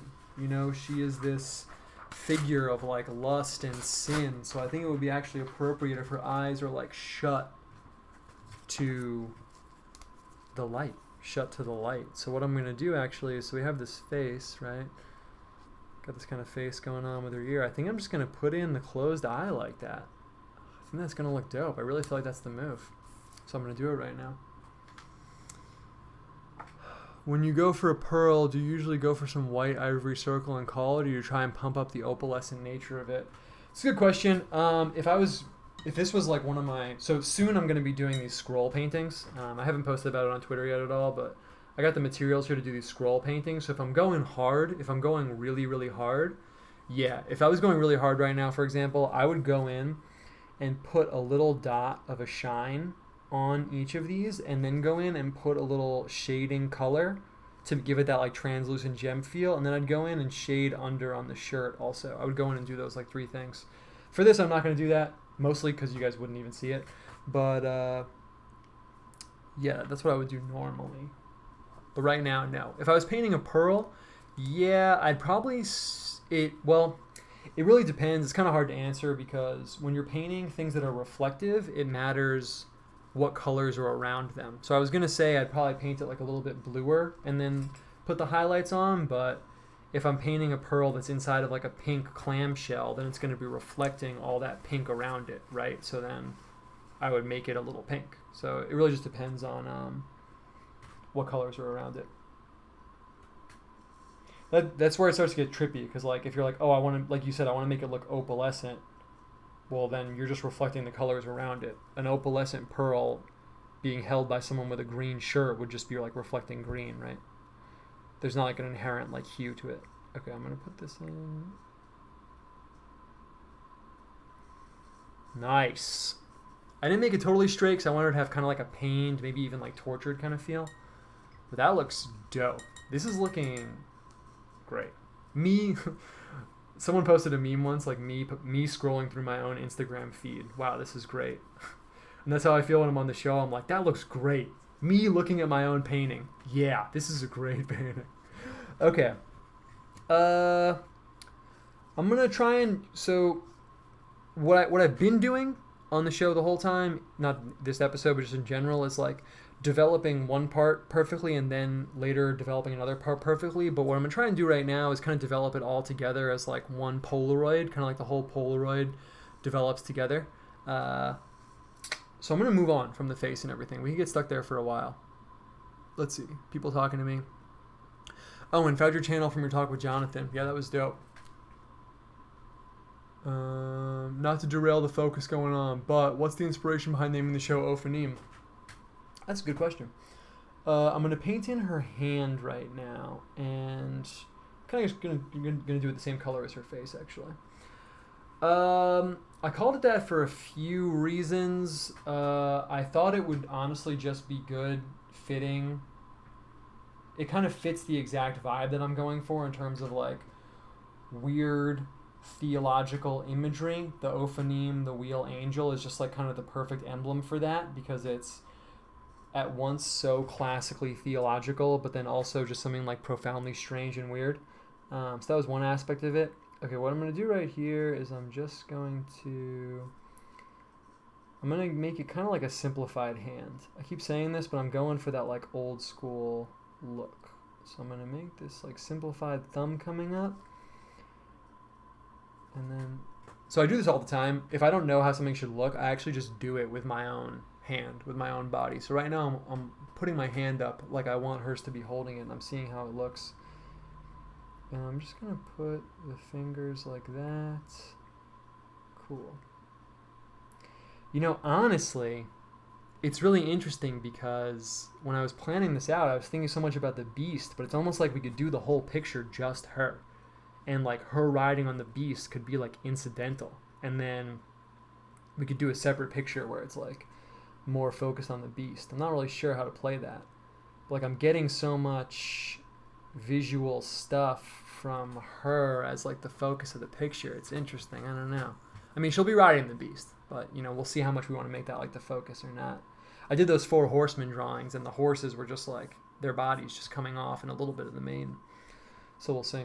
Should be interesting, actually. Kind of excited to see how that plays out. Okay, so I'm getting that color off of there. I'm going to paint in the chalice and goblet she's holding. I don't usually like abstract art either, but there's an artist on Instagram, Jean Humbert Salvodelli, who does these amazing abstract landscapes. Chain between the upper and lower earring might be cool. Definitely Eastern. Chain between the... Oh, yo, I've never used that, actually. I'm going to think about that. Tiffin didn't tag me, but I read it anyway. I've been drawing every day for a few months, but I'm too nervous to show anyone. Yeah, that happens. Make sure you save those drawings, though. Because being able to, you know... It's like when you play music. I don't know if you play an instrument, but... You know, you never notice yourself getting better. Like, if you just play guitar every day, I mean, I guess you do notice yourself getting better a little bit, but you kind of don't. You kind of just feel like you're always at the same level, so it's kind of the same thing with drawing. So if you should save those drawings, because if you keep doing that, I bet you even now, I mean, maybe you know this because you looked at your own drawings, but if you look back at the beginning now to where you're at now, back at the beginning to where you're at now, they're probably better, and then in 6 months they'll be better too, and yeah. Okay. What I'm going to do is I want to be able to see the blood in this like chalice. So it's a nice thing about working in like what I call like the medieval perspective style. It doesn't really, you don't have to adhere to like the normal laws of perspective. So I'm just going to paint in like this fat oval, and you're going to be able to see into the cup. Cool. And I'm going to come down. It's going to be a straight up golden chalice. Boom. Perfect. And we'll detail that up. It'll look really cool. Yeah, after I said that, it sounds really tight. Just making it just the woman without... I mean, we got to put the beast in somehow, but maybe that won't really be like the focus. Let's see. Okay, so she has this chalice, and I want it to be coming down out of her hand. Yeah, she's like gripping the middle part of it. And it looks a little like oversimplified now, but I'm going to come back and put some like details in and make it kind of like a nice, rich-looking chalice. The chalice and like drinking wine and stuff, you know, as I go deeper into biblical symbolism, one of the things that's cool is that I just use this word inverted, but things kind of get like inverted and like played with and stuff. So it's something I think about a lot. Like, you know, wine is like intoxicating, and it's used as like a symbol for, you know, the whore of Babylon, like intoxicating these nations and stuff. But then wine is also obviously used as the vehicle, symbol, literal, lots of language there I could use for Christ, and then the blood of Christ and things like that. So it's interesting. I feel like a lot of symbols it's like they have an inverted and then pure nature. So the chalice, I feel like it's like that too. There's like the Holy Grail. It's not called that in the Bible, obviously, but there's like, you know, the chalice Jesus drank from, and, you know, drink from me and all that stuff. But then there's also like drinking as like this profaning act, you could say. Okay, so speaking of all that, so what she's drinking, she's drunk on the blood of the martyrs. Thought that was a really cool image and symbol. And for blood, I pretty much always use the straight cadmium scarlet. So that's what we're going to do right now. I feel like using this like really warm, bright color for the blood kind of implies that there's something special about it, you know. I mean, it's literally like magical blood. I hate that the word magical has been like completely co-opted. I mean, but it's like, you know, I don't want to say supernatural because it's not like paranormal, but it's like super physical. That's the word I'm looking for. It's like supra, really should be supra physical, but I don't like saying that. It makes me sound stupid. But it's like this super physical blood. It's like blood that transcends like the physical actuality of blood. cool. Like the effect when your arm shades the painting. It's like the true nature of it pops through. Yeah. Yeah, there's no way for you guys not to see my arm, so it's okay. I just kind of roll with it at this point. Someone was making fun of my arms for being too skinny, and I was like, I'm trying to bulk up. I'm working on it. I got the weights on the floor. I'm eating a heinous amount of food. Okay, so I'm going to shade the inside of the cup, and I want to make sure it's dark enough because if it's not dark enough, then it'll just be kind of muddy. I want it to be really, really clear. And you can see I put down a little bit of a color there, but it's not dark enough. I'm just going to use this straight up raw umber. This is a nice like yellow brown. I might need to tear off a second page of the palette over here. Let's see. So I'm just going to take this straight raw umber. I'm going to mix it in with the gold. I don't want it to be too dark. Sometimes, you know, if I'm using these pigments, if I paint in the gold in a certain way, it almost looks like wood. I've been trying to avoid that a little bit. Sometimes there's no way around it, but once I like really put in the shines and stuff like that. Goes back to what someone said about the opalescent pearl. It's like if you really think about it in a painting like this, like how would you know if something's like warm wood or gold? You would know because of the highlights and the way the light is like interacting with it and interacting with the things around it. So it's kind of interesting. Okay. And I'm just going to throw down, speaking of that, I'm going to throw down some dark shading on the chalice. And for gold stuff, I like to get those kind of like, what's the word I'm looking for? Like these like circular, almost like these undulating, unpredictable highlights and shading portions. I feel like if you close your eyes and kind of imagine looking at like a very, very shiny gold thing, it's almost like one thing that characterizes it. Your eye sees all these like shadows and highlights, and at once it reveals the form of the object. It does match the form, but at the same time it's almost like too much for your brain to handle, and it starts to look kind of like, I don't know, it's kind of hard to describe the effect I'm describing, but if you've seen like really shiny gold under like fluorescent lights or something like that before, I think you probably know what I'm talking about. Yeah, that's perfect. Oh, man, I love how this is coming out. So good. Thanks for the response in regard to yoga. Follow-up question. Why do you reckon white Hinduism and the New Age gains so much ground in our present day? Well, begin 5-hour-long video explicating my entire worldview. There's a lot of reasons. I mean, I use the term white Hinduism almost like out of respect to people that are like actually Hindu, because even though I disagree with people who are like actually Hindu about theological issues, obviously, I feel like it is a separate phenomenon from what I'm talking about, which is like New Age. You know, I did yoga a bunch of times and have this Ganesh sculpture in my room. I don't really feel like it's comparable to like, you know, studying Sanskrit and like reading the Vedas. There's a lot of reasons, man. I think it's because if I had to put it in like one sentence or two, can I even do that? I think it's kind of because people are at once, actually maybe I can put it into one sentence. People are simultaneously desperate for something spiritual, and it's part of man's nature to seek the divine inherently. Like we're built to seek food. I think we're also built to seek divinity. At the same time, I think that modern Western people have these like walls put up in our brain. Oh man, I thought this was bright enough. It's the same exact color. Did you see that? Were you just watching that? It's the same exact color. Okay, maybe this will be light enough. I want to get that highlight look. If you've looked at my still life painting tutorial, I'm going to put the highlights in. I'm going to put the high in the lights in, and then I'm going to put the highlights in. So this is like the highlight, the areas that are, it's perfect. And then I'll put in the specular highlights. If you don't know what that is, you'll see in a second. So yeah, I think it's because people are simultaneously naturally seeking divinity, which is our nature, but also we have all these walls put up that preclude certain things from being true. So people close all these doors on certain spiritual paths inherently. Like most people that I knew in like cities, you know, grasping for spirituality would never think of like Christianity for a variety of reasons. And then also there is an aspect of it that it allows you to do and think certain things and doesn't put like certain pressures on you. It actually takes the pressure off you.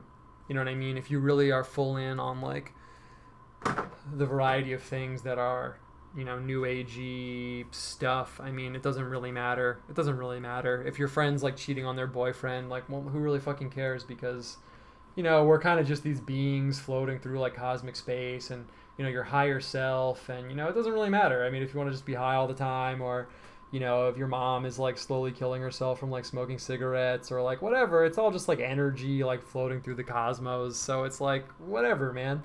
And I think subconsciously that's like a really big draw for it. I mean, I was Buddhist for a while. I didn't like do anything official, so I guess you could say I was like white people Buddhist, like whatever, it doesn't matter. But I did go pretty hard. I mean, I'm not going to go into my credentials or whatever, but I did go pretty hard. And yeah, I was like happy like all the time. Like I was literally happy like all the time, 24/7. I was always happy because I'm the kind of person where if I like believe something, then I really believe it. And yeah, I mean, I was like, whatever. I'm just like floating through this like samsaric sea of like momentary. I'm gonna change the paper while I'm talking so we can do some more colors. Floating through this like illusion sea, and life is kind of like a bubble. It's like an illusion, so why would I get mad if, you know, I'm driving somewhere and someone cuts me off, or if I lost $50 at this thing, or, you know, if this guy's being a dick, like whatever, man. He's actually just like an enlightened being, and he's just momentarily experiencing these like obfuscations and temporarily not showing his Buddha nature, but like whatever. And yeah, I was like literally happy 24/7 all the time. And that's not really natural or good, actually. It actually turns out that you're suppressing a lot of shit and like failing to engage with life on a meaningful level in some way if you're doing that. I think that's the temptation of like new age for a lot of people, and I actually don't think they realize it. I've done a lot of like, I mean, it's pretentious as hell to say this, but I've done a lot of like ethnography where, you know, I can go like undercover. I don't lie to people, but I don't have to meet them and be like, hey, I'm kind of fighting this spiritual battle against worldviews that I think are like untenable and secretly killing us. I don't have to like lead off with that if I'm meeting people at a party, and, you know, I can name a few like books and like sound like, you know, I can kind of pitch myself as like just spiritual, which is true, but like leaving out like 90% of the equation, let's say. And I've talked to like a lot of people about it, and I really, really do think that's a huge factor. If you start to ask them like, you know, subtle questions of like, oh, so, you know, you'll entertain like literally any spiritual view from anywhere all over the world, but you've never really thought about like God being real or like Christianity. Like, why is that? I mean, you can't phrase it that way, but they'll subtly reveal what I'm saying. That part of it is like, well, if there's one God, there's like one true perspective, and then all these people have to be wrong, and, you know, it makes you kind of uncomfortable. So it's kind of my short one hint of the answer. More pressingly is that I got to decide what color to make her dress. I'm thinking that we are going to kind of just fully emphasize her, and the beast will be like very secondary, because I just think it's going to look kind of bad if I cram in this like multiple headed and I try and like make it fit when the picture is really naturally developing to be about her. It's kind of my intuition. We'll see how it goes though. But I'm going to kind of try and move things along a little bit. The dress on the bottom, so I really have two options here. I have this dioxazine violet. So purple is already a very like unnatural color in the medieval palette. I'm not really working in the medieval palette, but I am kind of working in this like manuscripty pigment space. And purple is kind of like an unnatural color, so I have to play this well. I have to choose how to play this card because it's going to change the color palette a lot. And I think either way I go, it'll look good, but I have to like intentionally play that card. So I kind of have two options. You can see here, can you see this color? I should I'll get it out of the tube a little bit. Okay. Fuck. Oh no, I said the F word, but the show says rated G on the front. Oh my god, the FCC is gonna freak out. Okay. So I got this color. It's probably a little bit too much, but it's okay. And I call these hues, I mean, this is magenta. I would mix it with a little bit of purple, but I call these like sour purples on the red-violet end of the spectrum. Oh, actually, I haven't used this color in a while. I have brilliant red-violet here. Let's see what this looks like. So I call these oh my god. you can see this tube is actually going to break. It's not going to open. I'm going to use this paper towel. So I call these like the sour purples on like the red, violet end of the spectrum. If this is not going to open, we'll take that as a sign from the... Oh, look at this. Look how tightly that cap is on. All right, well, we're not supposed to use this color then. So I call the red violets the sour purples. They have this kind of like sour feeling to them. But then we have the cool purples. This is dioxazine violet. This is the coolest color in my palette. So if you've been keeping up, I like discussing color temperature because it makes you sound really cool if you know what you're talking about in that department. So this is the coolest color in my palette. So you can actually see, so this red cadmium scarlet, which is my vermilion, that's the pigment that I'm emulating by using this vermilion, is the warmest color, and then this dioxazine violet is the coolest color. So they're opposite ends of the spectrum if I was grading along warmth. And I really can't tell what to do, honestly, because this would look really tight and keep the warm color scheme going on. I'm worried this is going to be so icy and cold that it's not going to look good. I'm worried about it, honestly. And I just feel like it's not the move because she's so warm and the picture's so warm. Even the blues we have are warm. So we're going to go on a little bit of a limb and we're going to use the magenta down here. Yeah, let's get it going a little bit. The thing is, I don't want this like electric, almost like 80s pink. So I'm actually just going to grab some of the dioxazine violet and put it in here like that. That is what I'm talking about. That's good. Honestly, I could even blue it up a little bit. I don't know though. Let's see. Let's see how this color kind of plays out. Can you see it? Yeah, you can see it for sure. Purple's really hard to use in paintings. It looks really good and it's a really great color, but one of the reasons why it's hard to use is that it's the most deeply saturated when it's the darkest. And then as you lighten the color up, it becomes less saturated. That sounds really like heady, like art terminology, but you actually could realize that intuitively. Like, you know, if you imagine a really, really, really deep, rich purple, you're imagining a dark color, right? It's way darker than like a deep, rich orange or a deep, rich red or a deep, rich green. Like the deep, rich purple is like the darkest. Meanwhile, a light purple, it's inherently like faded, you know, like a lilac color or something like that. So intuitively, people like understand these things. Okay, so this color is really good, but it's so dark. I'm gonna do something risky right now. I'm just gonna grab a tiny bit of white, just like the tiniest bit, because I don't want to make this too chalky. Yeah, this is perfect. It's perfect. I want just like a cool, almost like not gray at all, but yeah, let's do it. I think this is gonna be good. I'm kind of nervous. I'm kind of nervous about putting this color down, honestly. I mean, I know it's gonna be dope. We're lucky that we put the really dark hair down because the fact that that's really, really dark, that's the darkest thing, will let us get away with putting down something really dark at the bottom. So we got lucky. Good job, guys. Okay, and I'm just gonna, I want to continue this like slope of her body out like that. Yeah, that's perfect. And this color is still really transparent. You can't really see because I'm putting it down so thick because that's how I want it to be, but I have to be careful here because it's really transparent. And if I have it varying too much, like unintentionally between the thick dark parts and the light parts, it'll make the color look kind of cheap. Although conversely, what I could do is I could intentionally use that aspect of it. I can't really tell if I should do that either because if I get that watercolor wash effect going on, we're going to lose like the thick, fat, graphic pigment nature of it. Oh, I really can't tell. I can't tell what to do. Yeah, I'm kind of tempted. It would look cool. It would change the texture up. Yeah, fuck it. Let's just do it. Yeah, this was a good call. It's always a big move to kind of like break that that seal where like all the pigment is put down in a certain way and then you kind of break it. But yeah, that was a good call. I thought it would be more visually interesting if we did that, and I was right. Yeah, that looks sick. It looks sick. Cool. And this is one reason why watercolors and gouache, this isn't watercolor, this is gouache paint. Yeah, and I want to leave it a little rough at the edge too. I keep trying to smooth it out, but perfect. Yes. This is great. This is doing really great right now.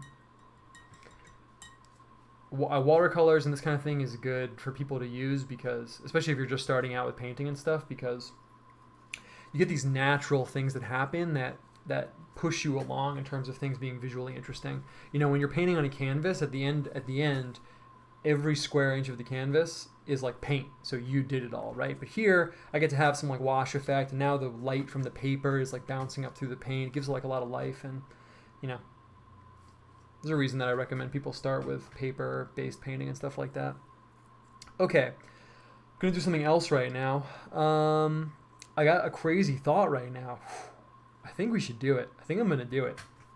So we couldn't use the black halo, but I have this idea.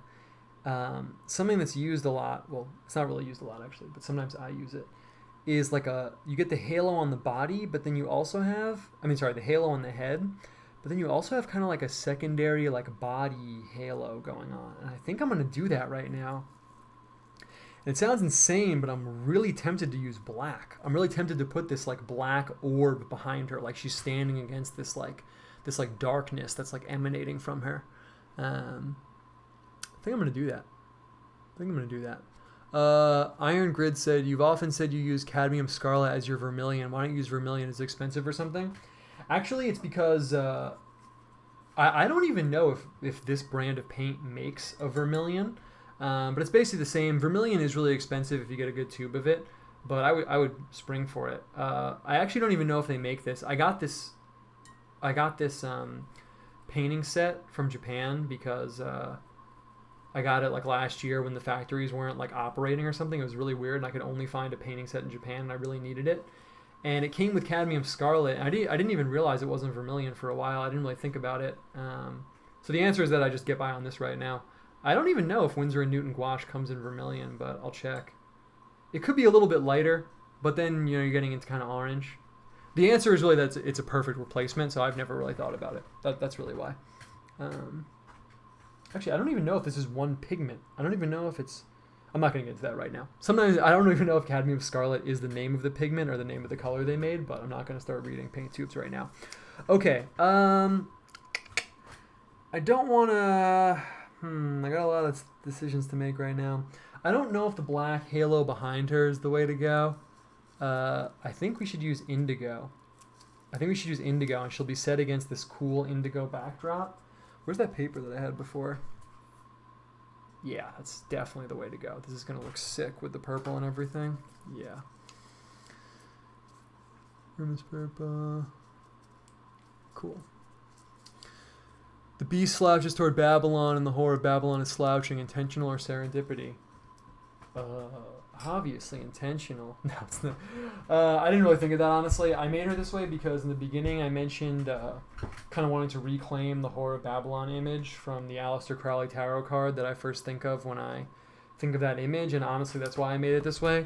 He didn't illustrate it, he got someone to illustrate it, but on his she's like totally leaned back against like the tail of this lion, and I guess I kind of like subconsciously wanted to like replace that image in my mind, so that's probably why. Also, it fits. She's not like, people's posture in painting really, really, really matters, and she's not like, an upright, like formal person. You know what I am thinking though? Do I want to make the background halo indigo, or do I want to make it vermilion? Do I want to make it that bright red? Because I could have like the red halo behind her, and that sounds sick. I think I should do that. I'm going to try and change up the color scheme as much as possible. So I'm going to put that like vermilion halo behind her. Will it be too close to this color though? Yeah, it definitely will be. Decisions. I'm going to go with the indigo. I feel like when I'm making painting calls, if there is a decision that could make the painting more muddy or that could make it more high contrast, you got to go for the high contrast. High contrast is what it's all about. So I'm going to throw this down really quick. I'm just going to keep it going. Perfect. And I'm not really worried about this being a perfect circle. It'll be pretty good, but if it's not a good circle, I can always just fuzz it out on the outside, so it won't really matter. So we're coming around. Boom. Got that out there. Perfect. And even if it's more of like an oblate circle, like I said, it won't really matter. Perfect. It's perfect. Even the circle is kind of like tilted with her. It's going to be great. Cool. And I think I might even get the same kind of like wash effect with this like dark body halo behind her. After I fill in this little indentation here, I'm going to kind of try and do the same effect and have it like wash out near the bottom. And this is looking dope. I'm actually glad I decided to just focus on her as a figure. I don't feel like I'm rushing. Sometimes when I do this with you guys, I feel like I'm rushing really hard because I'm like, oh my god, we gotta get to the other creature. We gotta get to the. But if I'm just focusing on her, it gives me a lot more room to like breathe, basically.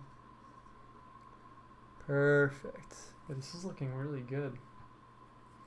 Okay, I'm gonna throw down this color over here. I like this indigo color too because over time, you know, this guy named Kandinsky, he's a famous, I guess you can call him an abstract painter. It's kind of oversimplificational, new word. But he wrote a lot about the colors that he used having like certain significances in his painting that an average person wouldn't pick up on because he was just like, you know, using the colors almost as like a language in his mind that he was like coming up with. And I kind of do that too in my artwork. Like when I use this indigo color, it's like night color. And in my mind, it like is symbolic of night.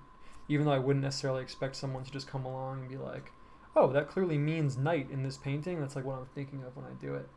I didn't give myself much of a landing pad here to get that like color out, but it'll be okay. Whenever my phone buzzes, I'm always worried it's like my wife or someone that like is watching the show telling me something like embarrassing, like, oh my god, you can see like trash on the floor or something. So I always look at my phone very like anticipatory. Yeah, we got that night shadowy shape picking up right over there. Oh yes. Boom. Just want a little bit more water. When you're doing the watercolor style stuff, you gotta just let it do its own thing. See, even that, I could have handled that a little bit better, but actually looks really good. Cool. We get some more pigment over here, and I want the same kind of like fade going on over here. I still have to do her other hand. I gotta do that soon, just so it doesn't look like tacked on at the end. Perfect. Nice, and we're really far in, so if anyone wants to ask me stuff, we can start like talking about other things or whatever, but sometimes I kind of like pause and take questions, but we'll kind of just naturally keep it going. This one's turning out nicely. Someone said, yeah. Fritz said that. It's true. Okay. Nice. Oh, man, I'm really feeling this one. I'm really feeling it. And yeah, I think I'm going to do what I said, where she's just going to be like sitting on the beast. So I'll probably just kind of put like, honestly, kind of like a green lump underneath her. That's probably how I'm going to play that one. You know, I don't even have to make it green is the thing. I actually could make it this dark indigo. Nothing says the beast is green. It doesn't have to be green.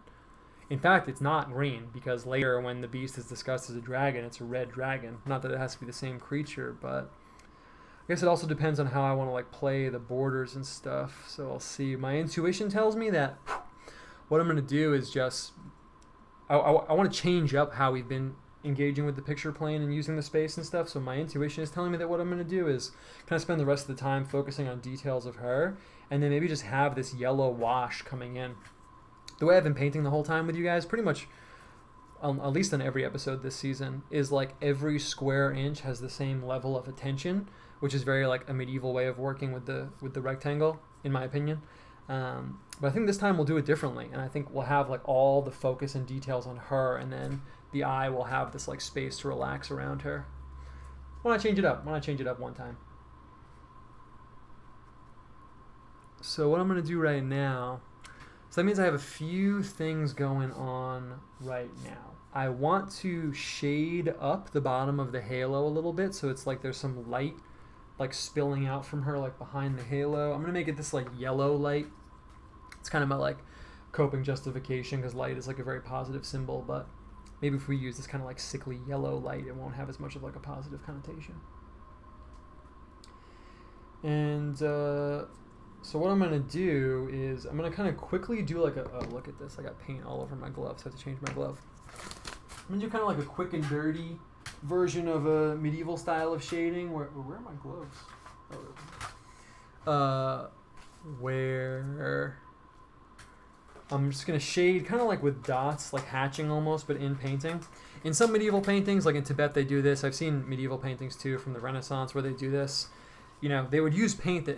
this glove sucks. What is going on over here? Getting sabotaged by my glove. Since the paint, like oil paint, like you guys probably know, like Da Vinci and like Renaissance painting and stuff, since that paint stays wet forever, you could just blend right into it and do like gradient style shading. But this paint obviously dries in like 2 seconds, just like tempera paint, what they were using in the Renaissance and medieval times and stuff. So if you want to kick into the gradients, you have to like shade it yourself. Wow, I'm having the most difficulty with this glove right now. What is going on, man? You guys could see. It's like my fingers like won't go into the glove right now. It's okay though. It's because my hand is like, I don't know why. So that's what I'm going to do right now. I'm going to kick up this like cadmium yellow behind here. Boom. And yeah, so people are commenting on the color scheme. I do think it's looking really dope. Okay, perfect. Like you can see, it even doesn't like fit really well. What's going on? It's fine though. It's not a big deal. Yeah, one kind of like cheat. I'm giving away a big cheat here if anyone's art making and stuff and wants to pick up something, but a good way to just like get your color schemes going in the beginning when you're working is if you take the whole color spectrum and you just remove one color, kind of like from the rainbow is what I'm talking about. If you just remove one color, then you'll have actually a pretty good color scheme. And you can put all the other colors full blast and it'll look good because you're missing that one like piece of the color spectrum. So here that's kind of what I've done. I'm going to put the yellow one in the background, so the piece missing from the color spectrum is green. If I started putting in greens and yellows and stuff, then it would just be like, it would kind of ruin it in a way, what I'm going for I should say, because it would just be like every color, you know. Not that there's anything wrong with that, but it looks a lot more like calculated if you like I said, just like snip out one part of the color spectrum. That's like kind of a hack, I guess you could say, of a way of doing it. So what I've done is I've loaded up a little bit of this cadmium yellow on my brush, and I'm just going to kind of like, let's see, it's a little bit too much. Just going to kind of, it's way too much still. Just going to kind of like shade up this yellow in the background. Yeah, I want it to be kind of subtle. You can do things when you're painting that people might not notice, but it still affects how the picture looks. Like even that right there is actually a perfect example. It looks really, really subtle. Like if someone just came in right now, they definitely wouldn't notice that I just did that.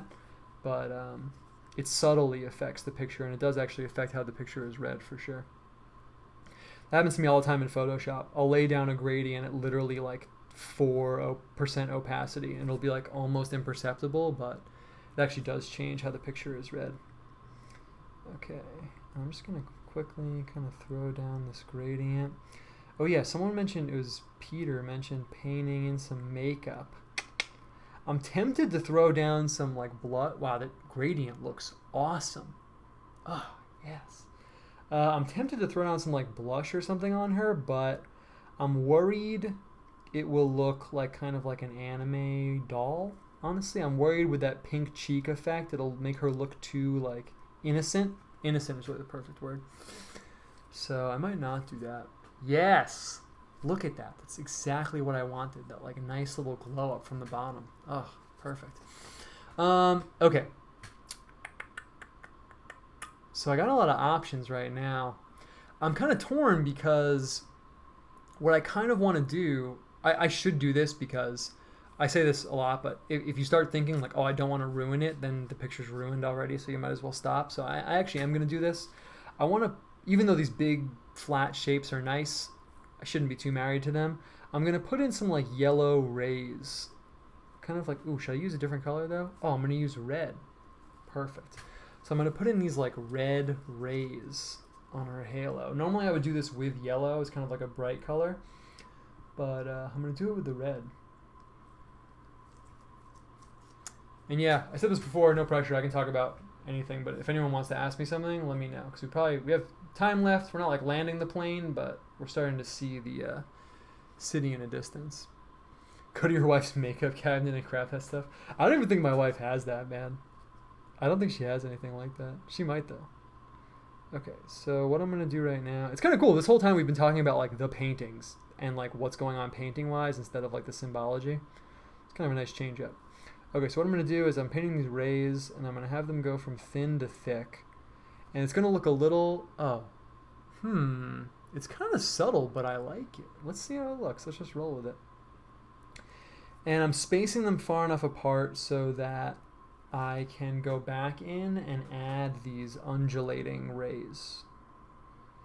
And I really like doing that because... Perfect. I want them like fat on the outside. Yeah, that's good. This is good. Because it's kind of like the heat and the light. I have to put my hand in such an awkward position because it's better to start with the thin side than the thick side. Boom. Perfect. Let's see. I'm going to start with the thick. Boom. See, it's easier to start with the thin side. Should have kept it going, but it's fine. Perfect. Perfect. Perfect. Okay, now I'm going to go back in. Actually, I could even make these a little bit darker, which is what I'm going to do. I'm going to grab the alizarin crimson, which is right here. Perfect.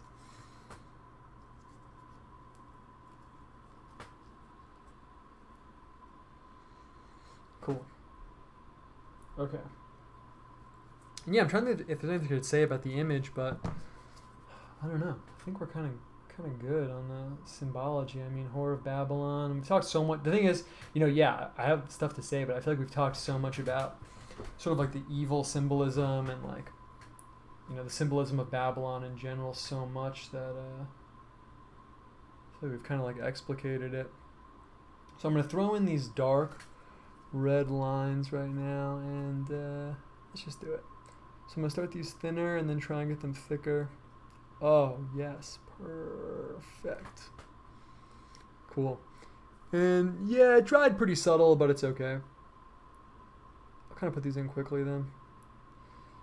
And I like putting these in because it's kind of like the heat and the light, like I was saying. So you get like the red rays that are the heat and then the other rays that are the light. Perfect. And ideally I'd be starting at the outside so that they all end the same way, but it's kind of difficult, so I'm not doing that. I'm starting at the inside. Normally I never do that. So I'm kind of trying to make sure they start at the bottom. You can see one of them is backwards. This one is backwards. Wait, which one is it? Oh, I'm confusing myself. This one kind of opens up too much, but it's not a big deal. That's me being like hyper obsessive. No one would ever notice. Okay, boom. Perfect. And I really like putting these kind of tight patterns in, especially like in halos and stuff like that, because I feel like it gives the picture, I don't know what to call this quality. It's almost like a sonic quality. It has like all the details kind of like stack up and make this like really cool effect. Perfect. And now I can start from the side that I like to start from, the outside. Taper it in. If you do this really perfectly, it gives it kind of an emotion-y effect, but I didn't really do it perfectly enough to get that, so such is life. Cool. Yeah. All right, I'm feeling that right now. And I don't know, I kind of want to put... Normally I do like a border around the halo, but I don't really want to do that. Oh, I have to put the other hand in. I'm going to put the other hand in, and then I'll see where we're at. I'm kind of feeling it. I'm kind of feeling it right now. I don't want to make it too fussy with the details. Maybe we're closer to landing the plane than I thought. So let's see how it goes, though. I'm going to put in the other hand. I am in a little bit of a, not a pickle, but I'm in a little bit of a situation there that I have to make sure I address in the correct way. Let's see, where's my Naples yellow? Perfect.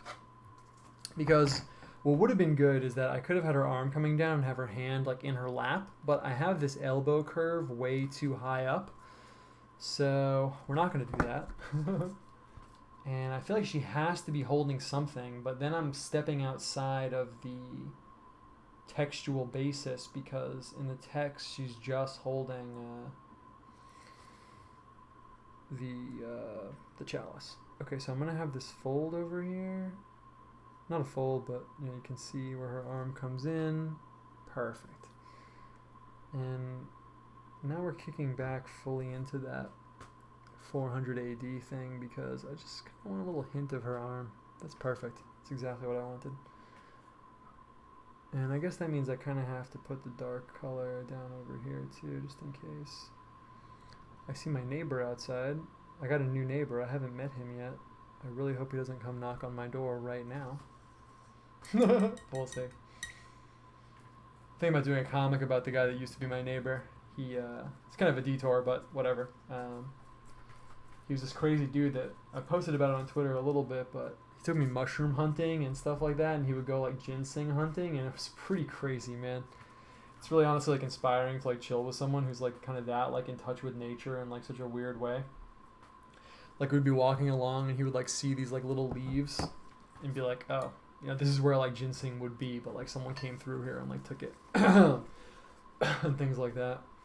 And he gave me a bunch of mushrooms out of the forest to eat actually, but I have this like internal medical thing and I was too worried. I was like, I'm not going to call my doctor and be like, hey, so you know how we finally kind of got to a good place? Well, I ate all these orange mushrooms from the forest and now I feel sick. So I never ate them, but maybe I should have. Yeah, I could have her holding on to the mane. Yeah, that'd be cool. I don't want to push the composition too much now. Maybe that's me being whack, but and okay, let's think about this really quick. What I feel like, oh, you know what I could do? I kind of have two options here. All right, here's what I'm thinking. We're kind of getting to like wrapping this up stage because after this, then we've kind of touched the major details, and I'll kind of just block in the background, and then we'll kind of be good. So I have two options with her hands. I could actually have her hand just like out like this, and she could have like a mark on her hand or something. That's very like Book of Revelation. That'd be kind of cool, but I don't want to bring like if I start putting in like a little detail like that, then it'll take all the focus and put it there. Or reins for the beast. That's fucking tempting. Oh, I said it again. That's tempting. But I don't know. I'm tempted by it, but I'm not sure I want to do it. I don't want to marry myself to having to put in the neck too much, but maybe that's me kind of being whack. What I kind of feel like is my intuition move is something like this, where the hand is like, where the hand is like open, and then it's like her hand is coming up, and maybe she's like holding something, a gem. She could be holding a crown. That would actually be pretty tight if she was holding a crown. I think that's what we're going to do. Yeah, because the scripture, that's actually good because then it takes it back to the scriptural basis for this. That it says that all the kings like work with her and stuff like that, and that the kings like fornicate with her. This is actually what we're going to do. We're going to put the crown in, and then if I place it right, I can put these gems on the crown. It'll kind of marry it to her necklace and not make it like a standout element that I added at the very end, which is basically what it is. That's what we're going to do.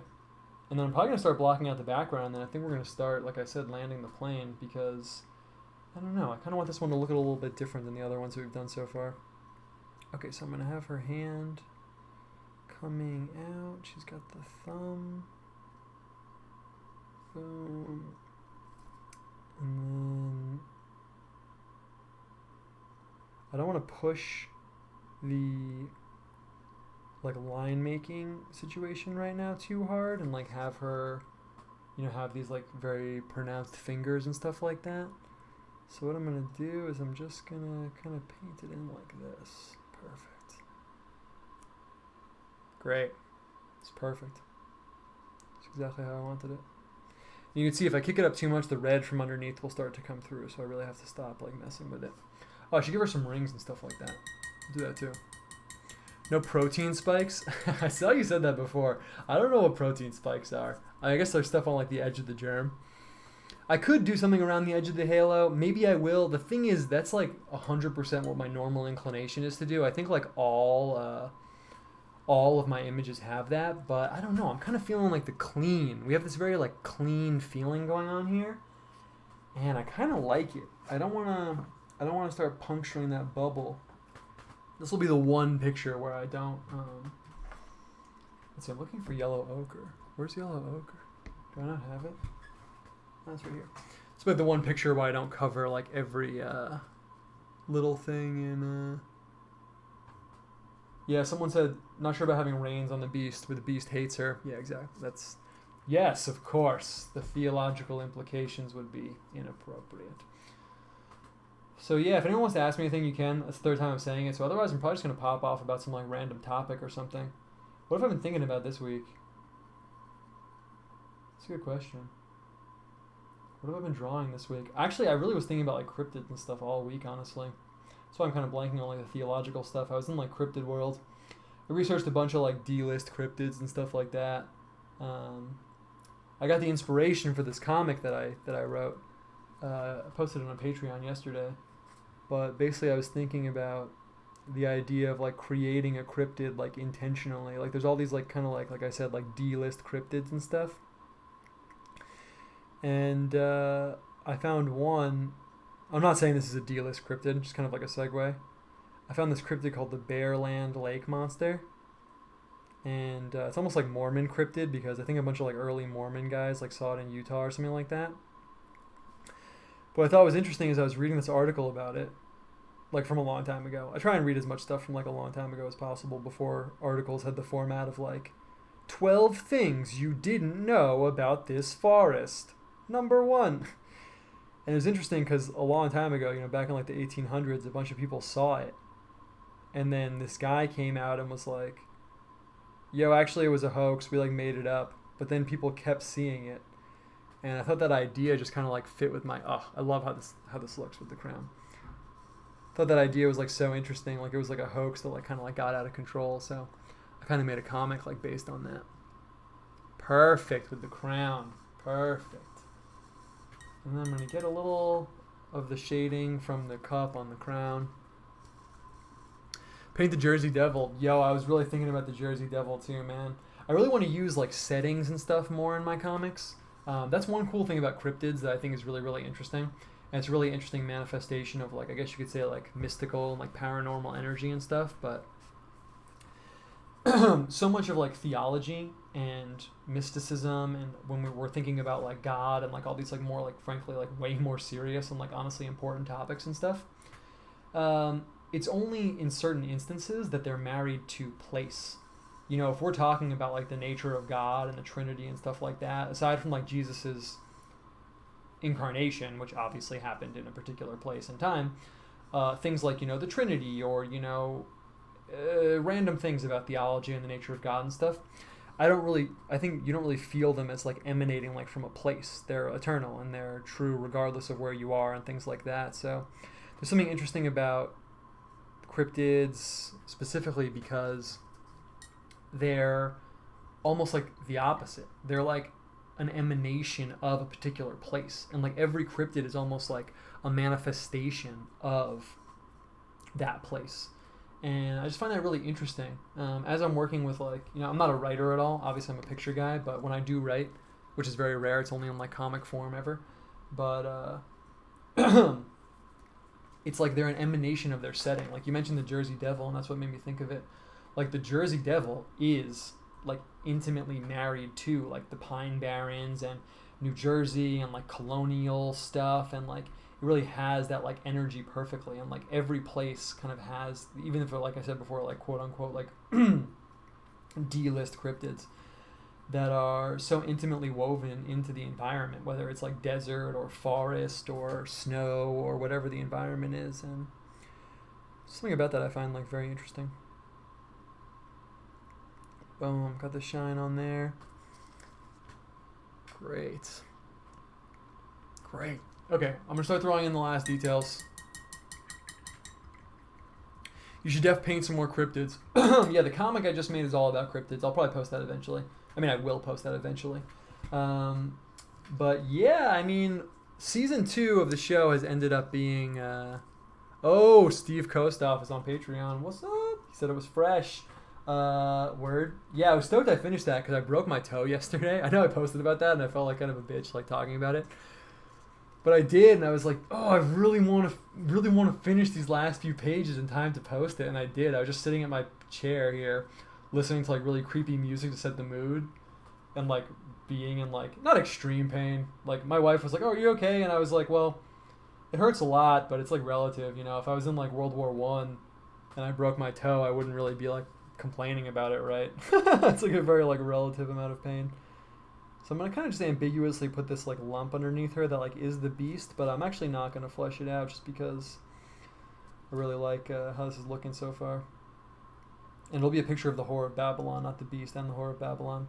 So yeah, I was sitting here listening to really creepy music to set the mood, and then yes, perfect. And I'll have this tuck over here. It kind of mimics like the angle of the halo. It's perfect. And I did, and I felt really accomplished. And then right when I finished, I got in bed, and I was like, wow, my foot is really hurting. But it's fine. And yeah, I do want to do something with the Jersey Devil. It's really tight. I don't know. I always kind of want to hit more of like an interesting angle than like, here's the illustrated history of this cryptid. It's kind of funny because there's so much like content like that. Like there's so many people with like podcasts just like combing through looking for like interesting things to talk about that it's almost like, it's very weird. It's like we have this army of like 20 and early 30 something researchers just like combing through the archives of life to find something interesting to talk about for an hour on their like podcast or whatever. But yet it's hard to find good podcasts. How does that work? What's a famous local cryptid you've heard about in your area since moving? That's interesting. Well, I can't. Well, if there was one, I wouldn't really be able to say because I don't want to reveal my location. But there's kind of not. But more ghost stories, man. More ghost stories than. Oh shit. Oh cool, we're good. Thought I got paint on something. It's more ghost stories than anything else, dude. Honestly, a lot of ghost stories, man. I mean, I talk about living somewhere in the South or Midwest, as much as I can clarify. But a lot of ghost stories. That's like the thing I really hear about the most. I got this book that was... so I'm just going to block in some yellow on the outside, some cadmium yellow. I would put yellow ochre, but, you know, we're pushing it. I feel like I should push it. I feel like the cadmium yellow is the move. So I'm just checking to make sure there's no like paint on this brush or something because that would be bad. I got this book of like ghost stories from some random bookstore that was written by some guy who researched like ghost stories from my state, and it was pretty cool. It's pretty cool, but it's more like ghost stuff that I've encountered. I can't think of anyone telling me about cryptids and stuff, but my friend actually, I guess I can tell this story, but it's kind of weird. It's kind of weird because, you know, not everyone, but a lot of people that have been hanging out with me on Twitter for a long time kind of know like the arc of my interests. And it was a big door opening for me when aliens and that kind of stuff finally got in the mix, because I really was one of these people who was like, well, I didn't think it was stupid. I didn't like dismiss it. But hold on, I want us to make sure I don't fuck this up. Yeah, it's kind of like sick pale yellow is definitely going to be the move right now. Yeah, it's perfect. It's literally the perfect color.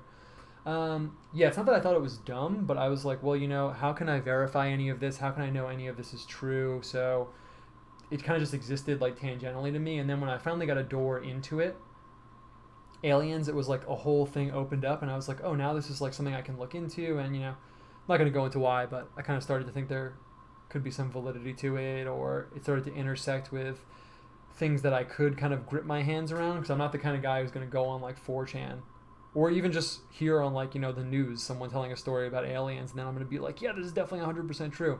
Anyway, ghost stories have often been like that too for me, where I'm like, yeah, well, I'm sure ghosts are real, but like, how can I know any of this is true or whatever? Maybe, you know. But since I moved here, I've heard a lot of crazy, creepy ghost stories, man, and it's a lot. It's kind of a lot to deal with. And actually, one of my friends, I'm actually going to mix a little bit of yellow ochre in here just to change up the color a little bit. One of my friends saw a ghost, and yeah, it's actually kind of a crazy story because it's one of the only guys that I like became friends with here since moving. And yeah, I want to get this color is exactly what I want right now. And he's really into, you know, he's a good guy. He's a normal guy. He doesn't hang out on the internet all the time like probably most of us do. So, you know, he likes like comic book movies and all that kind of stuff, whatever, you know. Living out in like the rural middle of nowhere. So he has cool aspects of his personality too. And he's always been really into horror and like scary stuff. and there's this abandoned like mental hospital around where we live, and I feel like places always have something like that. Like where I'm from back home too, there's some place like that that's like, you know, supposedly like an abandoned mental hospital or whatever, some abandoned like psych ward or whatever. But he went there and stayed there overnight, actually. And it's really creepy because this guy has like no intersection with like the paranormal at all, aside from like watching movies and stuff like that. You know, he's not like genuinely into it really. And after that, he said that he started like hearing voices and had these like hauntings and stuff like that after he stayed in this like psych ward overnight. And then while he was there, he was like hearing voices and like felt these beings like touching him and stuff like that. It was really creepy. And I told him straight up, I was like, dude, you know, like, I mean, he knows I have like a theological like view of life and like reality. And I told him, I was like, dude, you know, beings can like attach themselves to you and stuff like that. You got to be like careful and stuff like that. I was like, you should go to a priest and get like exorcised or something. And in his house he lived in, I hung out at his house, and everyone I took there said it had a really creepy vibe. And it wasn't him. It wasn't like a creepy guy. But even my wife, she was like, yo, that house is creepy as hell. And then one night he saw a ghost. He said he woke up and there was this like woman dressed in like all white, like standing there, like in his house, and he just saw her and he was looking at her, and then she like disappeared. And it was really interesting because it was that same kind of feeling like I mentioned, like where the whole alien thing opened up. It's kind of how I felt, where I was like, ooh, am I about to start getting into like paranormal ghost stuff? And that's basically it. Not to creep anyone out who's watching this alone. If you are under the protection of the Lord, you're fine. Just don't go hang out in like an abandoned mental hospital overnight. Hopefully no one that's watching this is doing that. Okay, nice. I'm feeling this like sickly yellow glow that I've introduced. I actually love how this looks. It's kind of a sick yellow, but it's also kind of like luminous. I think it's perfect. Part of me wants to balance it out with a little bit of the lemon yellow that I have going on. I'm going to do that right now. I'm going to balance it out with the lemon yellow. We'll be a little bit bold with the color, and then I think we're going to be pretty much done. So, yeah, no cryptids, but weird ghost stories and things like that. I think every small town kind of has that, but it's a little bit creepier when, like, your friends are, like, into it, you could say. Okay, this yellow is, like, full-on sickly yellow that I'm dropping, so I don't want to put too much of it in. Cool. I actually might be overworking it, so I might just stop. Actually, that's what I'm doing. So I'm going to actually pick up those marks that I just made with the paper towel.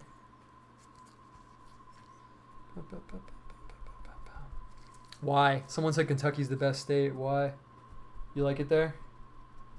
Someone messaged me once and said that I had Kentucky energy. I only went there like one time, but I